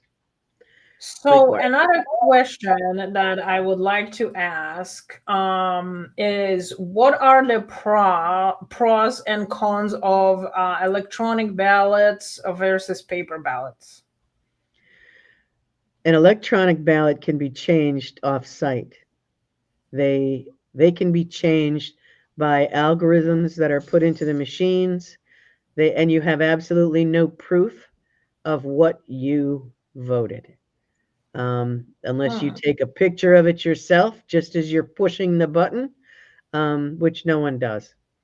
Yeah. So that's the main difference. A paper ballot provides a permanent record of an individual's vote. It's So the how only does permanent the record. electronic ballot actually looks like? I have never Well, seen. you would have the ballot, the election show up on your computer screen, and you would Mhm. mark off the selections that you would make, and then you would push enter, and you would be casting your vote right then and there. Oh, so there is also an option like this? We do not want that option, Agnes, so take it We right out don't. of I your head. know. Yeah, I know. I was just That's a reading big something because I no, was, okay? yeah, You definitely don't want that. The most secure elections would be done with only paper ballots and hand yeah, count. But yeah. Americans don't want to sign up to do the hand count. That's another thing. You need to sign up. You need to Right. step up. Every single one of us need to do something to move us all forward. You know, I can't do it all, guys. It's only just me. I can only tell my information to the people I run into, unless I Yeah. get introduced to people like like Agnes here, who will, Mhm. show my Yeah. information out there. Yes. But everybody knows something, and every single one of us has a little piece that's gonna finish someone else's puzzle. Share That's your true. piece. So, there is something like a secret ballot. Excuse me? Yeah, like ballot types. What's the difference between an open and closed ballot? What is a secret ballot? What are ranked choice ballots and where are they used? What Ranked are, oh, yeah, choice. I I can know. talk I'm like, I can talk about ranked choice, but all of yeah, those other things I've never heard of. right? And And neither am I. I mean, well, see, the only thing I've heard related to secret is I'm not allowed to no, as a moderator, I am not to be privy to how people vote. I don't really care how people vote. I want people to vote their heart. So that really doesn't bother me in any way at all. I don't think it bothers many of us. We got enough Mhm. trouble thinking of what we're gonna do. But so that part, your vote stays secret to you. You're the only one that knows it was you that made that vote. Okay, so that's the only thing I know about secret. Rank choice voting, however, is used, I know, in Alaska, for example. Oh, So what they'll do is they'll have, multiple candidates. And so you have, let's say you got 6 different candidates for the same position for senator. And so they take the first poll and they look at only the top 3, because only that top 3 went over a certain percentage, let's say. When we do with conventions here to select, for example, a Republican candidate to run for office, what we'll do is we'll have multiple votes. So we'll have the first vote comes out, and you have to get 15% to stay in. If you don't make 15%, you get knocked out. Whoever gets 50% or more wins. Okay, if you win over 50%, you win. That's it. But if nobody gets the 50% and we have to eliminate the lower, then we do a second vote. However, with rank choice voting, you have 6 candidates. You need to pick 3 of them and number them 1, 2, 3. So your first number 1 didn't make his 15%, so he gets knocked out. They look at your number 2. Your number 2 didn't make the 15%, they get knocked out.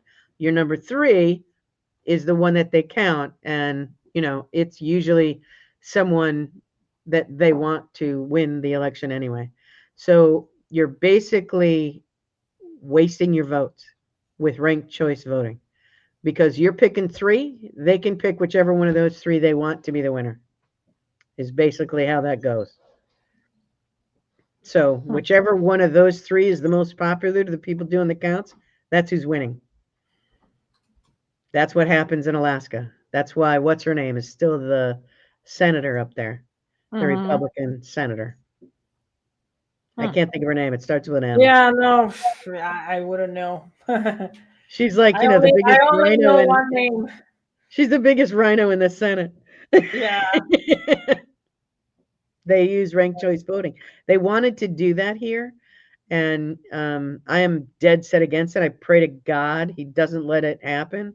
But if we continue to maintain a supermajority Democrat legislature, they can do whatever they want, and it's far easier to cheat with ranked choice voting. Hmm. Okay, so we don't want that either. No. What we want is paper ballots, hand counted, Yes. same It's day funny. as the election. Everybody votes the same day with only qualified individuals, people that are physically incapable of making it to the polls, being allowed to Mhm. have an absentee ballot. And the only people that can, that you had mentioned something earlier about, they were arrested for watching them vote. There is only Yeah. two categories for who's allowed to watch you vote. Okay. If you're staying or help you fill your ballot out. Okay. There's only two. One is a designated registrar from the town, Mhm. or a family member that you Oh, trust, right, right. So let's say you're handicapped. Your mom can fill it Mhm. out for you, or you can fill it out for your mom. You love them, so you're going to do what they tell you to do, and they trust you to be the one to do it. So that's Mhm. it. A family member authorized by the voter or Mhm. the registrar. Mhm. That's it. That's it. But what they did during COVID is they Oh, had the workers in the convalescent home yeah. who are not trained, are not authorized, and are not guaranteed to follow the instructions of the voter. They Mhm. could have been just sitting in an office somewhere, filling out all these, for whoever they wanted. They're going Yeah. to get the biggest donation check from one party. Those are the candidates they're picking. You know what I Mhm. mean? And Yeah. and that totally um, spoils the entire election, because any fake vote, any stolen vote takes away a legitimate one. Yes. Yes. For sure. For sure. And we don't want that. We really don't. So I just wanted to talk a little bit more, and I think we have basically covered everything we possibly can that goes with the I think so machine, too. with the I think so voting too. and how we feel about it, and how the new machines are going to be hopefully more secured and a little faster into counting the ballots, giving you the possibilities of fixing your vote if you screwed up. But since we have talked about the fraud that was mostly democratic, on the democratic side here in Connecticut, we know that Connecticut is deeply democratic, I would say. And I actually researched how the change has happened, and was the when was Connecticut last time actually Republican? I think Roland. Isn't it? Yes, it was quite a bit ago, and it Yeah. says Connecticut became reliably democratic in statewide and national elections, starting in the late 1980s to early And wasn't it 1990s. wasn't it John Durham that investigated Roland for he was hiring someone to do work on his mansion or whatever. I don't remember if that was I him or do not, but not know the I know it story. was John Durham that, Yeah. the prosecutor that did the grand jury Mhm. investigating the Russia hoax. Yeah. That was in Hmm. Connecticut, but it was him that busted John Rowland. That busted Rowland. I'm pretty sure. Does it say in the article that you have there? No, it just says split loyalties, elected both Republicans and Democrats to statewide and national office, voted for Nixon, Reagan, but supported Democrats. And then I do not have anything about the name that you just said. Oh, okay. Do you know who that is? No, You don't? no. Like, listen, I came here in 2007. There's only as much. He's a federal prosecutor. Okay. I believe he's probably retired now, but Yeah. he's a federal prosecutor out of Connecticut. Uh huh. I had great respect for him. I But he was a I just Republican, was do. he not? No, I believe he's a Democrat. I don't really know, to Really? be No perfectly kidding. honest. He doesn't act like he's motivated by a political party. Mm-hmm. He takes his job seriously, which is I will respect anyone who takes their That's job great seriously. if he You know what doesn't I mean? lean. I Yeah. absolutely will. But when you start, making decisions based on what increases your bank Yeah. account, Yeah. um, That. Yeah. unless That's a that's problem. your job, um, So, the transition, to the Democratic standpoint or party didn't really happen overnight. It was the result of a lot of the demographic, economic, cultural, political changes that gradually turned the state from swing. So, kind of Connecticut would always swing Republican, and then leaning into a democratic stronghold, particularly in presidential elections. And mm, so, yes, I mean, last time Connecticut voted for a Republican president, it was George Bush in 1988. And later on, 92, 96 was Clinton, 2000 was Al Gore, 2004 John Kerry, 2008 and 12 Obama, then 16 was Clinton, and 20 and 24 was Joe Biden. Which, oh my God, I do not know how could you even. But why did Connecticut shift Democratic? And I want to kind of read here and see if we even agree on those, because I would very much like to see Connecticut switching to red, because identify a lot more with people that are conservative, because all the views, and basically I come from the conservative country, that's why probably this is how I was raised. So no one really here was able to switch me into thinking, differently at all. So this is why I identify currently with Republicans. But um, so why did Connecticut shift Democratic? It's a demographic change as number one that I have. And urban centers like Hartford, New Haven, Bridgeport, Stamford grew more racially diverse and democratic. Young professionals and college educated voters increased in suburbs. The state's highly educated population now leans Democratic nationally. The second one is economic shifts, decline in traditional manufacturing jobs, and rise of white collar sectors, finance, healthcare, education, tech, led to changes in class politics. Labor unions and public sector employees became more influential, lean Democrat. Then cultural factors. CT has grown more socially liberal over time. Strong support for abortion rights, LGBTQ rights, and gun control. All issues align more with the Democratic Party.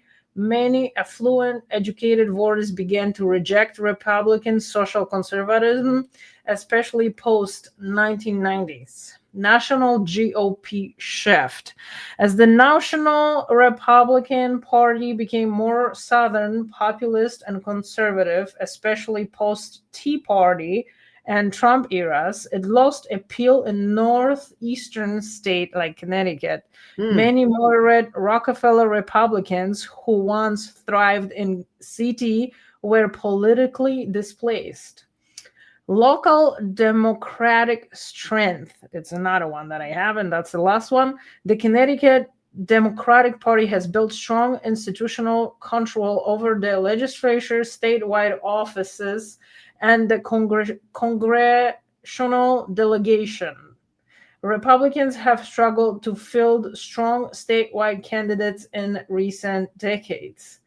And I had a guest, Jonathan, one time, and he mentioned that Republicans in Connecticut are just pushovers. We are not strong enough, and we don't go out and we don't vote, and we don't do enough to be able, to switch from Democratic to Republican, because it's so funny. Everyone that I talk to, and I have already mentioned this, I do cleaning services, and I have a lot of clients, and all of them but one is There are all Republicans, and they just openly talk about it. And we only started to talk about it because I had on my car a sticker, FJB. Sorry.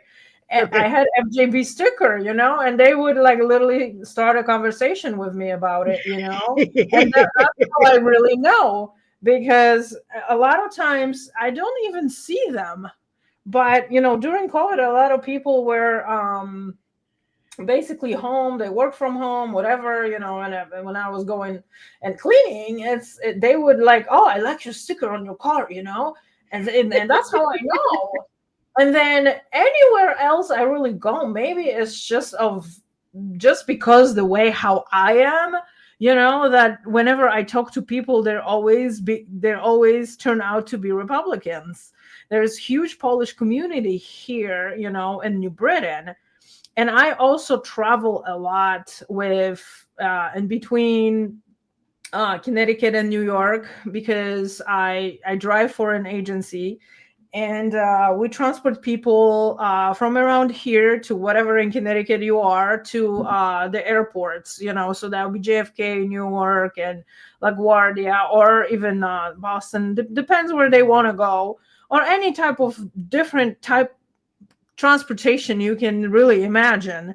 And I don't usually talk about politics at work when I'm driving and stuff, but whenever someone starts the conversation with me, I feel like I'm good to go, and it's just so funny. There's so many people like, oh my God, did you see the Trump finally got in? Well, we hope that he's gonna finally fix everything, and this and that and the other thing. And I'm just like, what are all these Democratic people? I don't see them, except the No King, protest that has happened. And yeah, they had some Right. people, but not a whole Connecticut people, and I'm just like, come on, we gotta go out, we gotta vote, we have to, we have to, we have no choice, we have to go do this, we have to vote Democrats out, because what they want to do, they want to defund the police, and that blows my mind. It blows my mind. How can you Right. defund law? Like how? Like what would we do without law enforcement? It just blows my mind. I do not want to live in a country that would not have law enforcement. I wouldn't. I know No. I would die, or someone would die, because of me. It's just, it would have been a total shit show, and I'm like, how can you even think that way? Like, it's crazy.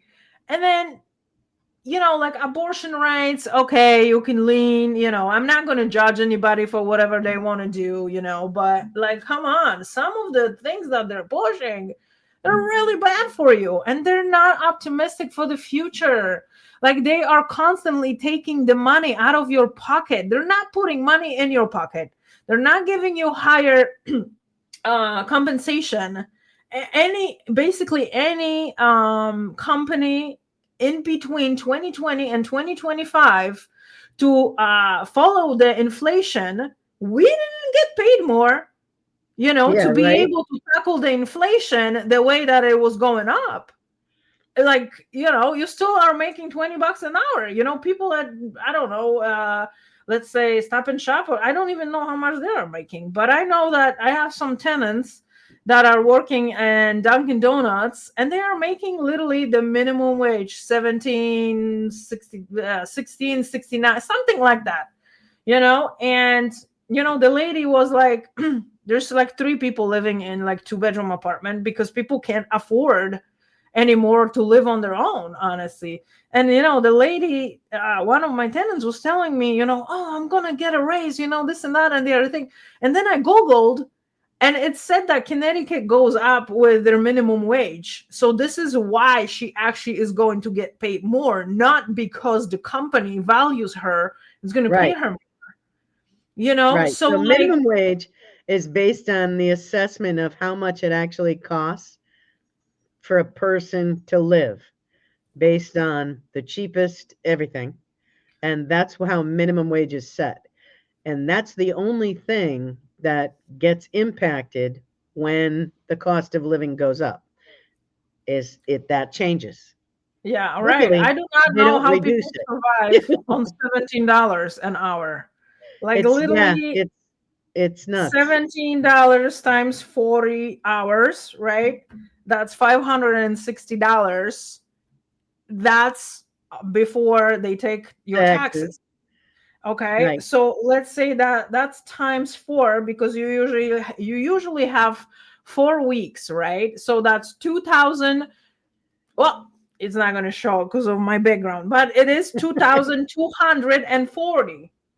Now, from that, you pay 30% to government, social security, whatever else. So 224.30. They really should So reduce you the have taxes. 1,568 left on $17. 1,568. This apartment where I am right now cost $1,800 to rent a month. And on the minimum wage, you are making 1,500 You after need taxes, roommates. after your social security, all the bullshit that they take away from you, all the benefits, public bullshit, and everything. So you are not even able to pay the rent. So Right. I don't know how they calculate this. I mean, Not are they correctly. getting you? Well, they Are don't take they? into consideration what they take back. You know, Yeah, they're but not even including what on they take back. 2,200, That doesn't matter to them, apparently. I Um, know. but And go ahead. I wanted to address what you were talking about earlier about Yeah. the Republican Party. Hmm. We really do need to improve the actual leaders of the Republican Party, the ones who are deciding who the candidates are going to be, Hmm. and Yes. Yes. and all I of agree. that. So right now we have Proto. I'm drawing a blank with his first name. I'm sorry, sir, but I am, and they're all the leadership seems all to come from um, down by New York, in Hmm. the Stafford area, and they tend to behave more like a uniparty, my personal opinion. So Yeah. you really, when you hear them talking, um, it's like listening to Democrats talk, and I can't understand how they can designate themselves this, and I'm not just talking about Mr. Proto, Hmm. talking about them in general. I mean, we've had candidates come through Wallingford looking for donations, and they've said, "Well, you can't get anywhere around here with Trump." And it's like, I'm sorry, but you are the Republican Party, and you're not going to back the man Yeah. that the I citizens of know. this community have Yeah. all elected, because Trump won Wallingford. Yeah. He may not have won the state, but he won my Hmm. town. And Hmm. you want to run as a Republican, but be against Trump in a town that voted for him, and you think that's going to work? How? Yeah. I mean, the Republicans nationwide had a problem with becoming unified. They would have a tendency to vote. I don't know if it was based on whoever gave them the biggest donations and do what they said, but they all need to understand they work for all of the people in the district. Regardless of, you got 51% of the vote. So the other 49, what are you going to ignore them? They're Yeah. still your constituents, you Yeah. know? And they they really need to behave um, as the constituents tell them to. And I don't feel that the ones that have lost the elections um, Mm-hmm. have demonstrated that they are there to, toe the line.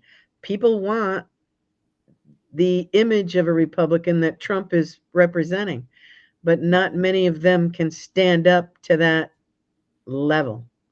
Yeah. They just can't. And I grew up in the 60s and 70s, 1960s and 1970s, and it was a completely different situation. I mean, in the 60s, we had Martin Luther King, John F. Kennedy, and Ralph Nader. I don't know if you ever heard of Ralph Nader. You might want to look him up. He was Oh. promoted by JFK and was instrumental in starting the Peace Corps, which was youth, college student age probably, that would go around the world doing good deeds for third world countries. So, and various other things around the country here itself, into poor communities, and do what they could to help. Mm-hmm. And different things that went down, and we were all really into the types of things that John F. Kennedy was talking about. John F. Kennedy was very much like Trump, um, and he was assassinated Yeah. because of the Bay of Pigs, because of him not wanting to have wars. He fought in World War II. He didn't want to continue to use the lives of he saw a lot of people die, and he didn't want that to happen. Um, so he and his brother were both assassinated. But so was Martin Luther King. And Yeah. Martin Luther King was an amazing man. My uncle was a college professor in Maine, and his students wanted to, see what this Martin Luther King guy is doing down there, and get the truth about it, because they were doubting what the media up here was saying about him. So he said, okay, sure. He took a busload of 30 kids down to march with Martin Luther King and talk to them all firsthand, and then, have a report about it. Well, he came to my house right after that trip, like probably a week after that trip was over. He went on a vacation and came to visit me. He was a Catholic priest. So because he was wearing his Catholic priest outfit, Martin Luther King went right over to him, because he was the first priest to show up at one of his things, and, talked with him and marched with him. And he introduced him to, all of his students. And he was open and honest about, he was just that kind of guy. He wasn't full of himself. He was full of what I say God put in him to do. And he came, my uncle came over, and we're sitting at like the dinner table, and he told us all about this. Well, I was probably 7, 6, 7, 8, I don't know. Doing what we called show and tell at school, in the school that we had. So every student had the opportunity to get up in front of the class and tell anything. You could tell a story, you could show something you brought from home. And well, after my uncle was there, I got up in front of the class and told everybody all about Martin Luther King and all the things that he's doing down in Georgia, and how my uncle marched with him down there. And he said, we need to judge people by the character that they display, not the color of their skin. And all the kids in the class, all the same age as me, are like, yeah, we really should. We shouldn't have any, it was, this whole big discussion broke out with, they're just little kids. But these little kids went home to their parents and told them what my uncle said about Martin Luther King, and how they all bought into it. And they're all, we're not going to have this in our community, and we're going to be friends with everybody, no matter what color they are, or whatever, and it was, you could just see the change take place instantly. And that's the Democratic Party, because they were in line with what Martin Luther King was doing. Except of course for the governor of Georgia at the time. I can't remember his name off the top of my head, but he was a little difficult.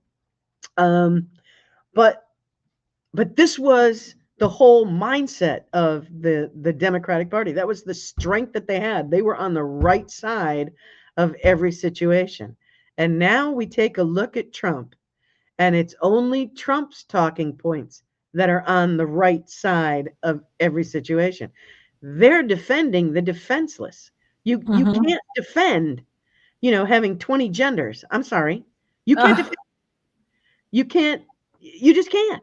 You can't defend um, having LGBTQ classes in front of children. You can't defend having, any kind of sexual perversions being discussed with children. You can't With defend yeah, in school, exactly. You can't. I mean, who wants to do that? Nobody. Nobody who has a heart, nobody that has eyes, and nobody that loves children is going to Yeah, defend that. So yeah. that right there just lost 80% of the voters. But, and Yeah. like you said before, when we go out shopping, when we go out, I talk to everybody. I like never shut up.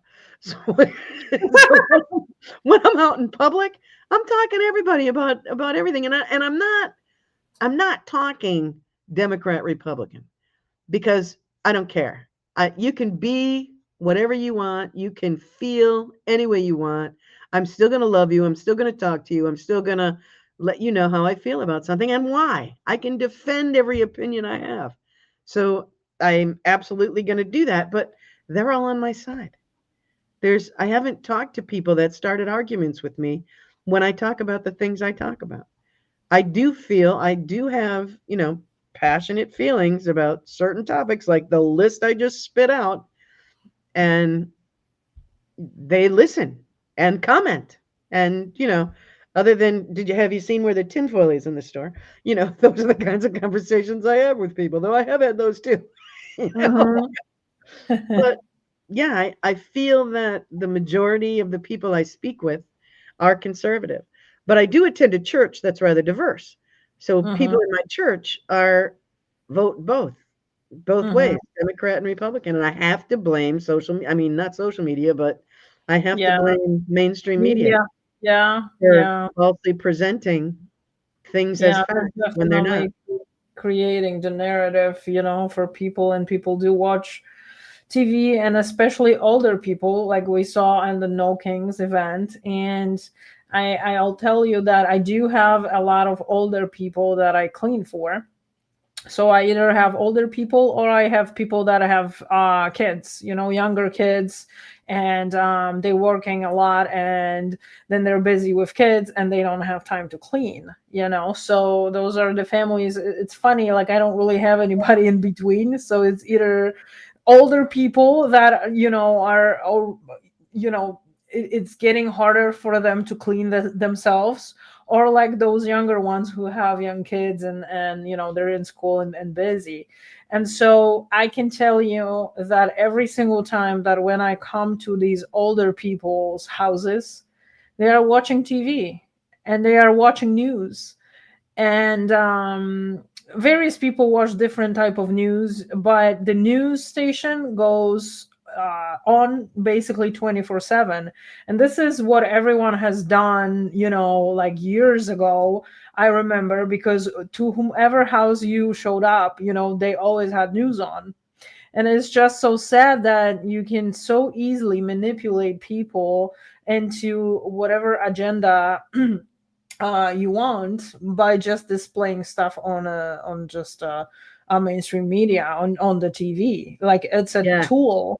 And older people, they're not gonna go to YouTube. They're not gonna go to other resources, because a lot of times, they don't even know how exactly to operate a phone that they're holding. So Mm. um, so that's what happens. There's a lot of times that someone will ask me to help them with a phone, or like to set something up, and they're just like, "Oh, you're so young, can you help me with this?"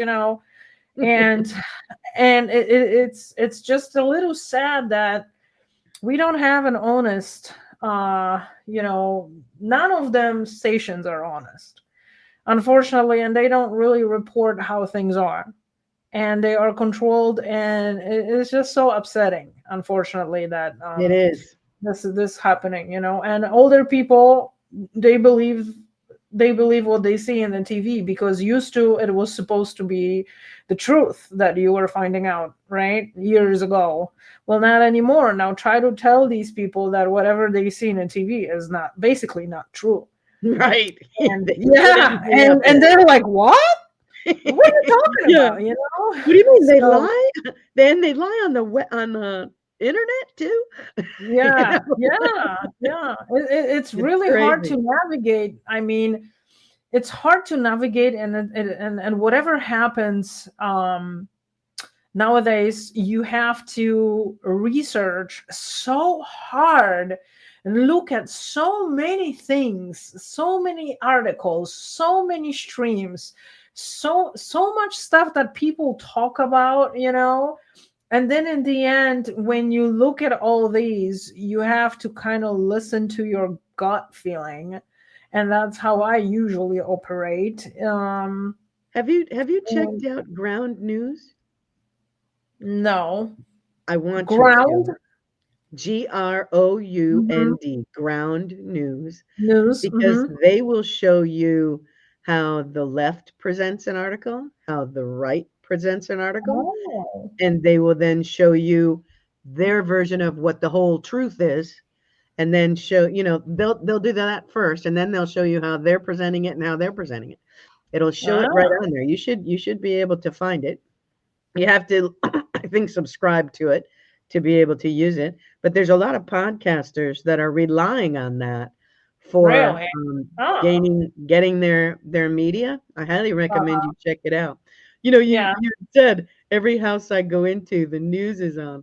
I remember back when I was a little wilder than a person I am now. When I was much younger, every Yeah. house that we went to, in my first marriage, always MTV was on TV. It was everybody Yeah. everybody was watching, rock videos. It was, MTV was like the big thing.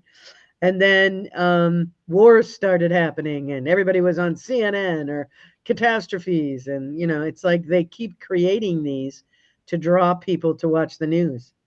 And you have to choose a news channel that you are you there now? Is this the ground? This is what I'm Yes, talking it about. is. Yeah. So this is a very reliable place to get the news. It truly Uh-huh. is.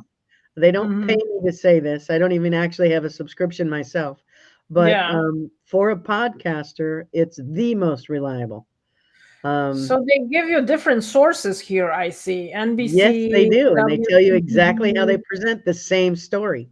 Oh, nice. Left 3, center 14, and right did not write any articles about that, but left did. I clicked on No Kings, and the first article that came up was men charge an attack on men wearing inflatable Trump costume at one spot, So I'm like, I want to see this, and so it's cool that it shows you. Well, thank you so much for giving me this website, and I know some of the viewers are probably going to be interested also in finding out some information on this. You're most Uh, welcome, dear. yeah, on this website, and then you can have left, center, and right, whatever right, I suppose. Right So is that's cool. Yeah. Republican. So Yeah. right is Republican, left Yeah. is, Democrat, Liberal. and Yeah. it'll also tell you, um, you see these blind spots, the ones that one side isn't reporting at all. Yes. You need to Yeah. pay attention to those, because if Yeah. the right isn't reporting it, I want to know why. What? Because So, we're getting our news filtered too. yeah. This is why this website is so important. We can't have anything filtered for us. We are every single Yeah. citizen of this country is intelligent, God given intelligence. We need to be able to make decisions based on facts, and we Mhm. can't if they don't give them to us. And they're not. Both sides are guilty of that. You just saw witness to it. Huh. Just saw witness to it. So And there's another article. It says Trump calls No Kings protest a joke. I work my ass off, is what Trump said, and Democrats only 11% has reported this. Showed that, right. And then But the right 83 did. obviously Republicans, And but he's absolutely correct. Kings don't do the work he's doing.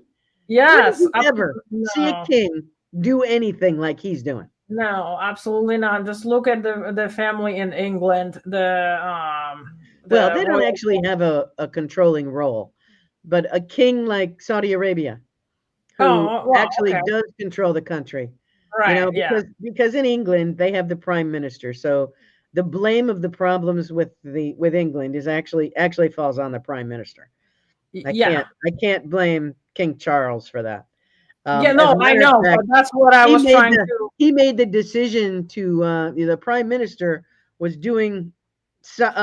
was giving money to immigrants as opposed to his own citizens, like the veterans were sleeping in doorways, and the king went out and took it out of his pocket to pay for these people to get them off the streets because he Yeah. couldn't have his citizens shamed this way.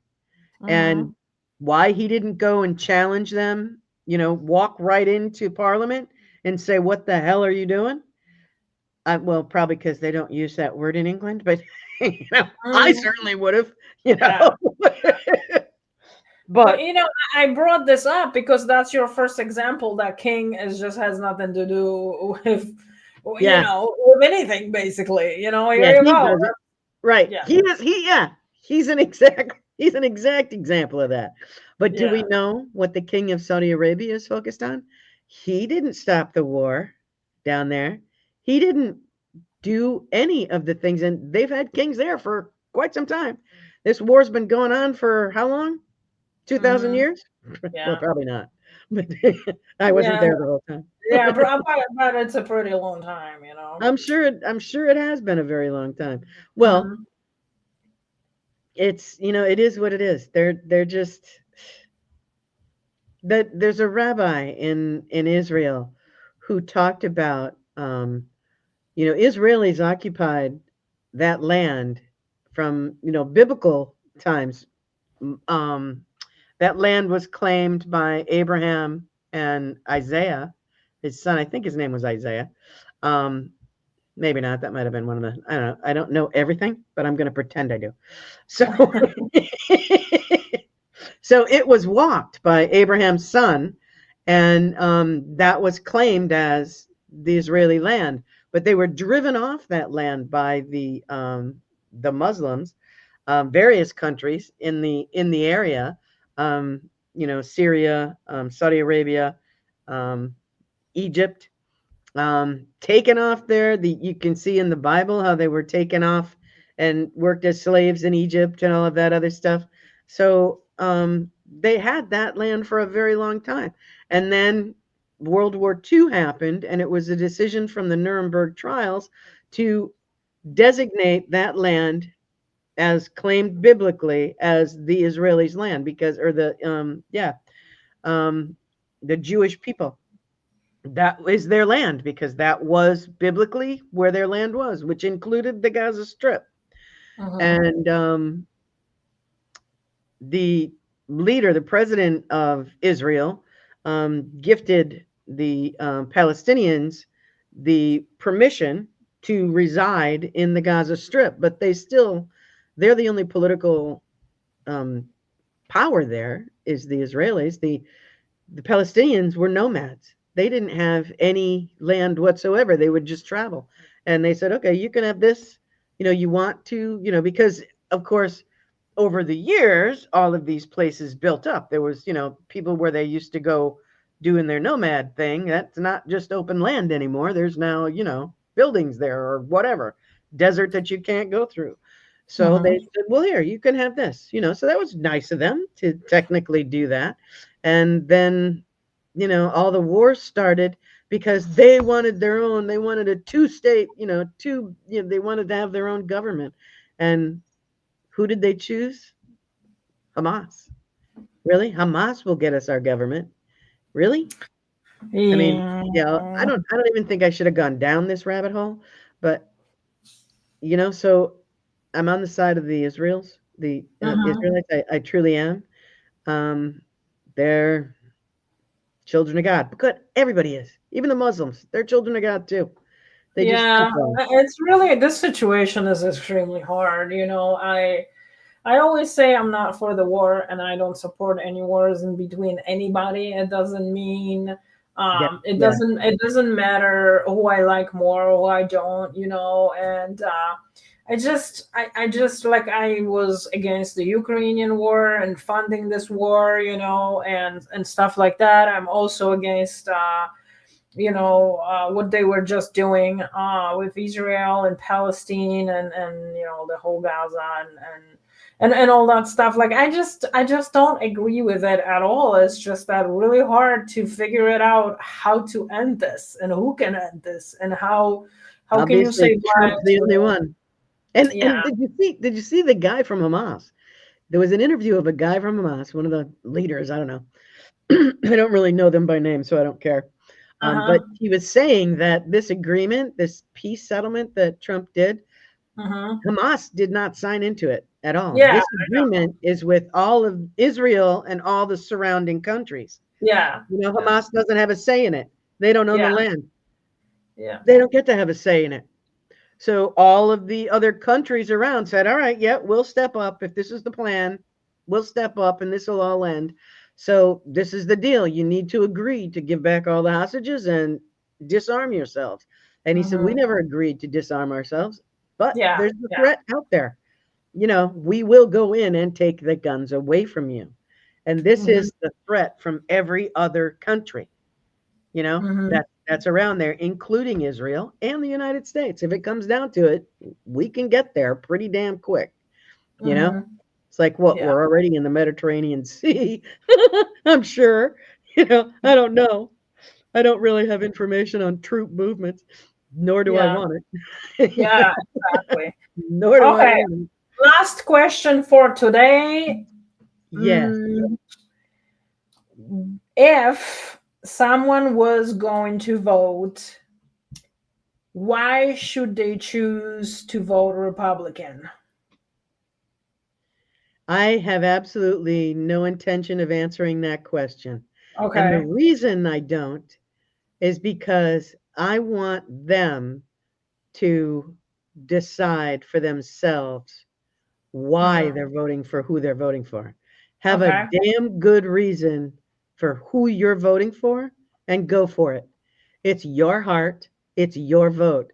And I have absolutely no intention of influencing it. I know who I'm going to vote for because I do enough research on the candidates to determine who is going to do in office what I feel they should do. Sometimes it is a Democrat, sometimes it's a Republican. Mhm. Um, but you need to make that choice because ultimately you pick the wrong one, you're going to get screwed. So make your choice well. Mhm. That's my I answer. Yeah, okay. I am going to answer this question because I want everyone to vote Republican. But I will just give a little bit of bullet points so whoever is watching this understands why I stand where I stand. So, what the Republican Party stands for: basically, limited government and free markets. So the Yeah, party often argues that the government should play a smaller role in the economy and in people's lives.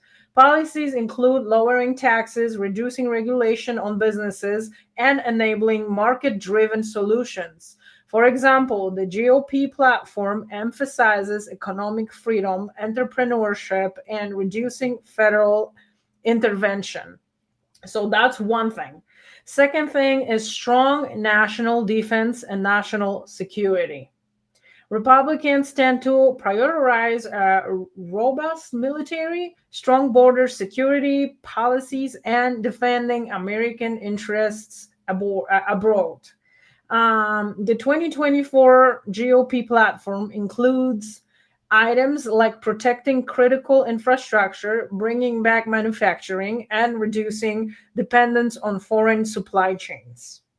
Number three, traditional values, social conservatism. Many in the party emphasize preserving traditional social norms, religion, family structure, etc. On issues such as abortion, the 2024 platform states opposition to late term abortion and leaves more regulation to states. The party also emphasizes religious liberty and freedom of speech as core values. Number four, states' rights and decentralization. The GOP often supports shifting power away from the federal government towards states or local governments. The idea local governance is better tailored to local values and needs. Number five, energy independence and manufacturing revival. The 2024 platform emphasizes reviving U.S. manufacturing. Oh my God, Stan, strength. Standardization. Oh yeah, no, strengthening. Oh my God, buy American, hire American and boosting domestic energy production, including fossil fuels, to reduce dependence on foreign actors. And so, basically, with that being said, if you believe in lowering taxes, fewer regulations, and Less that the government private control. sector is the engine of growth, the Republican platform strongly aligns with that. If you prioritize national security, strong military, and protecting the country's position globally, Republicans make that a focus. If you hold socially conservative values, for example, you favor restricting abortion, emphasize religious liberty, or prefer more traditional family structure, the GOP may reflect your views.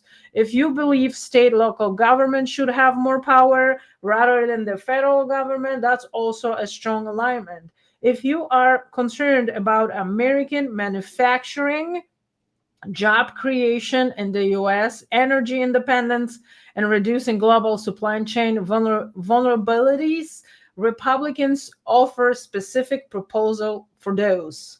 So that's basically key for being a Republican, and that's just a small portion because there's absolutely more. And I think if anyone, have values like that, want jobs, want lower taxes, and have more money in your pocket, I mean, that's definitely a party to go with, because it seems like to me they are trying to do good, but they have been blocked multiple times by the Democratic Party a lot, The and they have not. supermajorities that they hold are Yeah, dangerous. Those and they those have need to not go. been. We need to prevent supermajorities. Yes, And it's as exactly. if the Republican leaders have chosen weak people to be able to maintain the Democrat power in the state. And it's like, why are you doing this to us? But we do need to eliminate that. It's like we need to make sure that there's only a 51 to 49% difference between the two parties going forward at all times, so that because they're gonna sway, they're gonna be on a side of one thing and the side on another. People vary in their opinions, but we can't we cannot live with super majorities in anything. No. um, they just run away with everything. It's been an Mhm. absolute pleasure talking to you. I have to Thank say. you so much, Anna Marie. I am super glad that I met you, and I'm pretty sure I'm going to see you somewhere on one of the events, whenever I get time, because I do go around and I stream things live as well, and show people the rallies and all that. So I'm pretty sure I will meet you at some point, somewhere along the lines. Yeah. And, if we Oh, could talk I again. should introduce you to another friend of mine that's in the Republic with me. Yeah. I think you'd enjoy a conversation with her about the Mhm. Republic and the things that we're Yeah. doing there. So, when the elections are over and you have time to have that conversation, let me know. I'll hook you up. Yeah, absolutely. You know, whenever I can do and have people that will speak, you know, towards the elections, trying to have people to register and go out and vote, you know, and do their American what do you call it? Duty. Responsibility, yes, Yes. duty and responsibility is, you know, to go and vote. You know, I'm happy. I'm happy to have basically anybody who wants to really speak, you know, and put a word out there, because we need to go to social media to be able to put our, you know, voice through. Just Yeah. because, you know, the mainstream media. Well, anyways, I really thank you so much. We have been going for 2.5 hours, and we did cover really a lot. And it's been an amazing stream, and it was also a pleasure to talk to you. And we'll connect definitely. We have each other's phone numbers, so we'll talk again. I hope your viewers enjoyed it. I did. Oh, I certainly absolutely, did. absolutely. Well, Thank thank you you for so much having me. for yeah, thank you so much for being here, and I want to thank you, my viewers. If you did like the video, please hit the like button. If you did like everything that we presented here, you may also consider either subscribing or sharing the video. Sharing will help us tremendously. If you can please put that out on your Facebook or maybe on any other social media. This is about voting. This is about the new machines that we got. It promotes going and voting in person. We cover the fraud as well, so hopefully everyone got some information. And for tonight, thank you so much, guys. I love you, and thank you for being here with us, and see you next week, probably Tuesday. I have another guest. Thank you, Anne Excellent. Marie. Take Bye, care. Agnes. Pleasure to Bye. have pleasure to be with you. Bye. Bye bye.